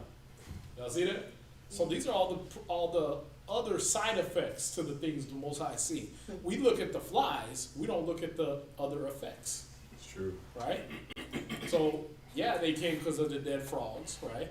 They obviously multiplied because of that. But the Most High, he had Aaron touch not only it wasn't just the regular flies that were around. He made Aaron create more flies out of the dust of the ground. So the dirt turned into lice. Yep. The lice grew up, turned into flies. The flies was all over you, right? Laying eggs in you, laying eggs on any water surface, laying eggs in the blood that you were supposed to drink, laying eggs on the heaps of frogs. Y'all see that? All them little maggots, those are baby flies. It's true. Lice are baby flies. Maggots are baby flies. Flies are grown-ass flies. All right? So now you're dealing with the three types of flies. Mosquitoes and gnats are also flies. Understand this stuff. All right? Because not only do they lay eggs in people, they lay it in your cattle. They That's lay true. it in your sheep. Yeah. They lay it in your food sources. Y'all understand this? Con. Yeah. Then the maggots are all over the ground. Wherever the cows die, they reproduce more maggots. Pure torture. Have y'all seen maggots? Have y'all ever left your garbage out too Yep. long? Your outdoor garbage? Con. Go out there after about a week, and you ain't washed it out with hose or something. Mm-hmm. Oh, remember when we ruined all the lambs? Oh, we put all the lambs in the freezer, and then we put them all in the freezer, stacked them on top of each other. They were fresh killed though, so they kept each other warm. So all that warm meat was in there. $1,200 worth of lambs, like 7 lambs. Hundreds of pounds worth of lamb meat in a fridge, locked up in a hot ass garage. And then the freezer it couldn't overtake the heat from the lambs, so it was just hot ass lamb in there for like 3 days. Oh.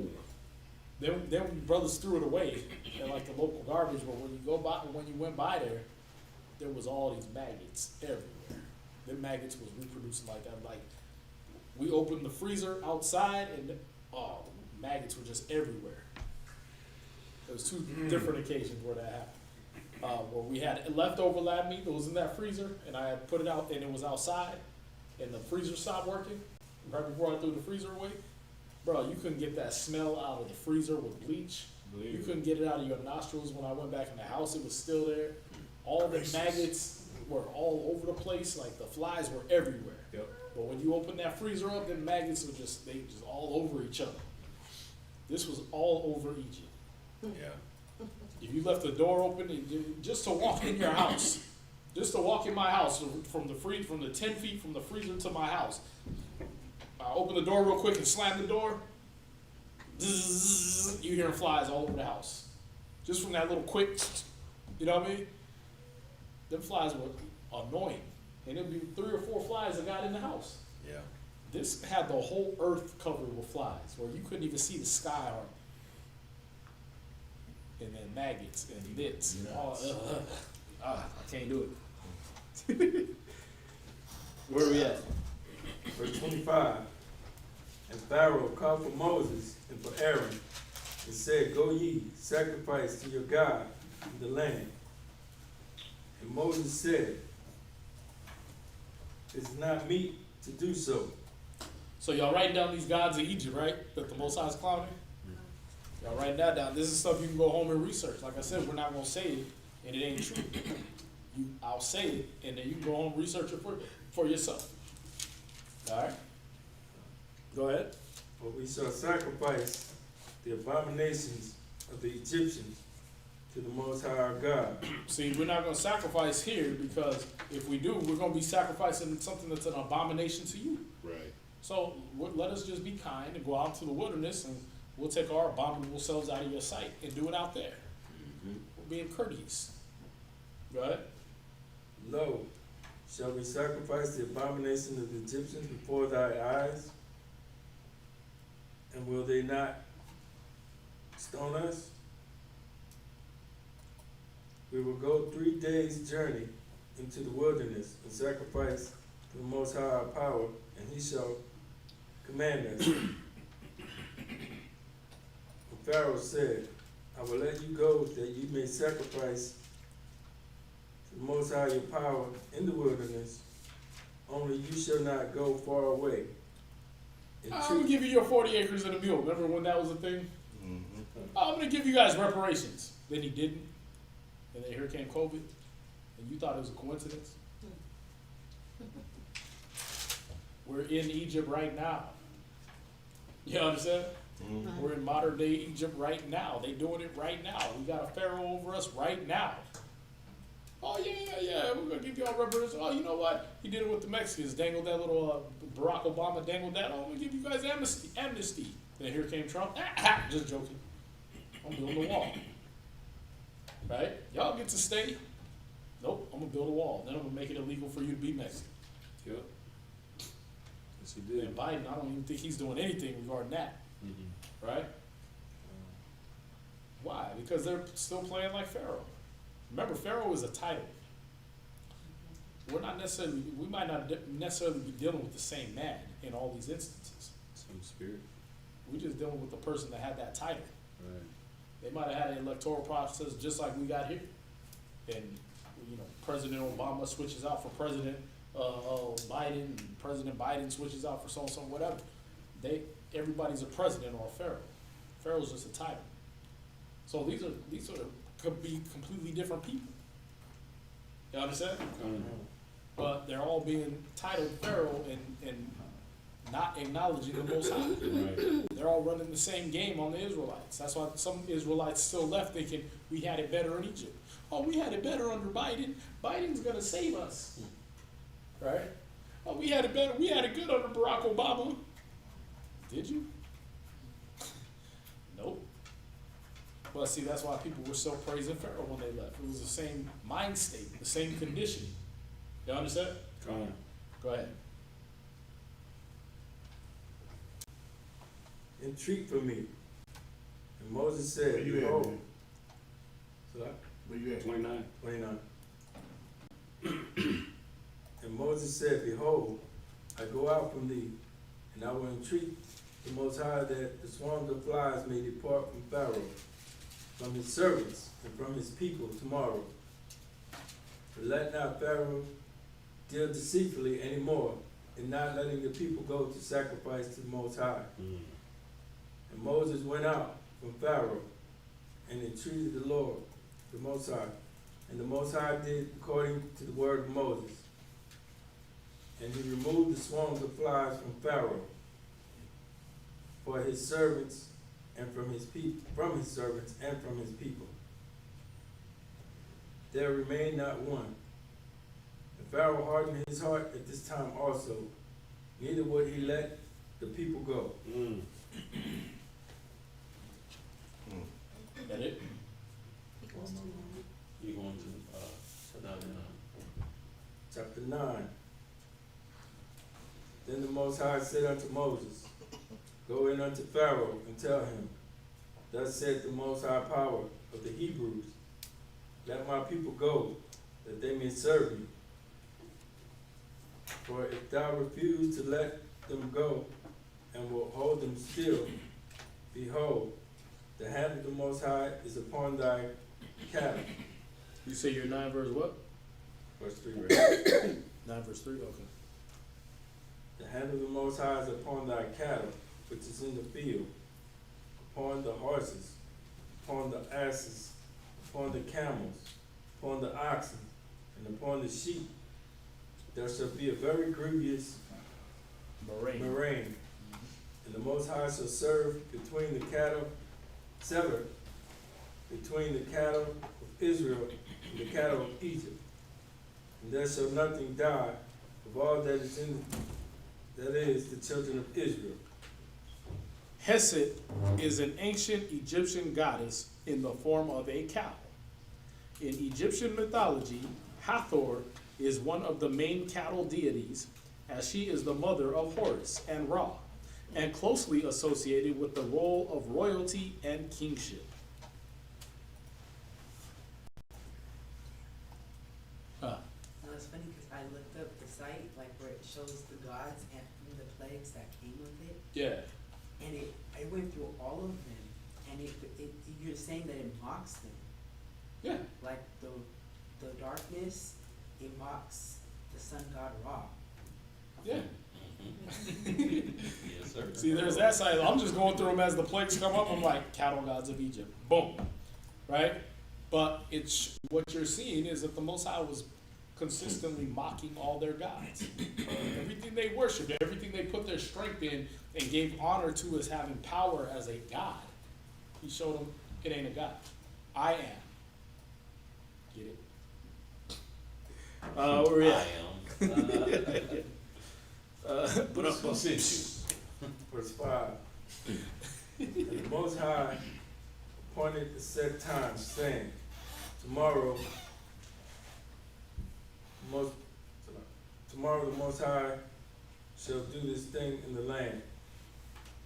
And the Most High did the thing on the morrow. And all the cattle of Egypt died, but of the cattle of the children of Israel died not one. And Pharaoh sent, and behold, there was not one of the cattle of the Israelites dead. And the heart of Pharaoh was hardened, and he did not let the people go. Oh, them dirty Jews done poisoned my cattle. You know what? They can't go. That's the mindset going on. That's what was hardening him. See that? It wasn't even just the fact that the Most High had to come down and be like, you ain't gonna listen. No, that's a natural occurrence of what was happening. It was just naturally where his human mind went. His prideful ass mind wouldn't let him hear what was going on. You see that? Yeah, go ahead. And the Most High said unto Moses, I'm sorry, it happens to Israelites too all the time. Yeah, I was just thinking that. You know what I mean? Israel do it all the time too. Oh yeah, give glory to the Most High that this happened. Oh, my baby was sick and almost about to die and she's good now. And then what do? You go back to the same sins and try to explain it away. Oh no, it was because I gave her NyQuil. Oh, it was the Theraflu. Oh, I took her to the doctor and she, they gave her some antibiotics and that's why she's good. That's why I can convince myself not to come to class no more. Oh, that's why I can convince myself that I don't got to do the work with the brothers no more. Because it wasn't the Most High, it was the doctor did it. That's why the Most High is clowning, because he wants the Israelites to know this didn't have nothing to do with Egypt. It didn't have nothing to do with Egypt's power. That is why you're free. It had to do with the power of the Most High. Okay. Y'all see that? Because he knew how Israelites think too. Wow. That's why he said, when we read in Isaiah, tell them that are near and the ones that are far off. Tell them Israelites is right next to you. It was me. It was my might. It wasn't nothing else. Because you got to do that with brothers and sisters today, man. Yeah. You know what I mean? The check come out of nowhere, $1,500, and you was $1,500 in debt, about to lose your house. And at the moment, oh, thank you, Yahweh. Right? As soon as you pay that bill, you at the club again. As soon as you pay that bill, you back on the internet. Boom, Yeah. porn sites. Soon as you pay that bill, you back cursing your wife out, or back talking your husband. Why? Oh, because I found out we were gonna get that check anyway. Right? It wasn't the Most High. You condition yourself to think the Most High ain't real by putting it on coincidence or happenstance. It was gonna happen anyway. Yeah. Y'all see that? We gotta stop conditioning ourselves like that, because what that does is it brings in doubt. Now the next trial is insurmountable. It's unbeatable. I can't win. Because why? Because you always thought it was you or coincidence, and there's no system of coincidences that's gonna get me over this next one. It was never coincidence. Y'all see that? It was always the Most High. What's that, sis? So, would it be, true to say that it would make you to think of certain situations that happen that it is the Most High? Sometimes you can attribute things to being, well, this is the Most High, or this is what the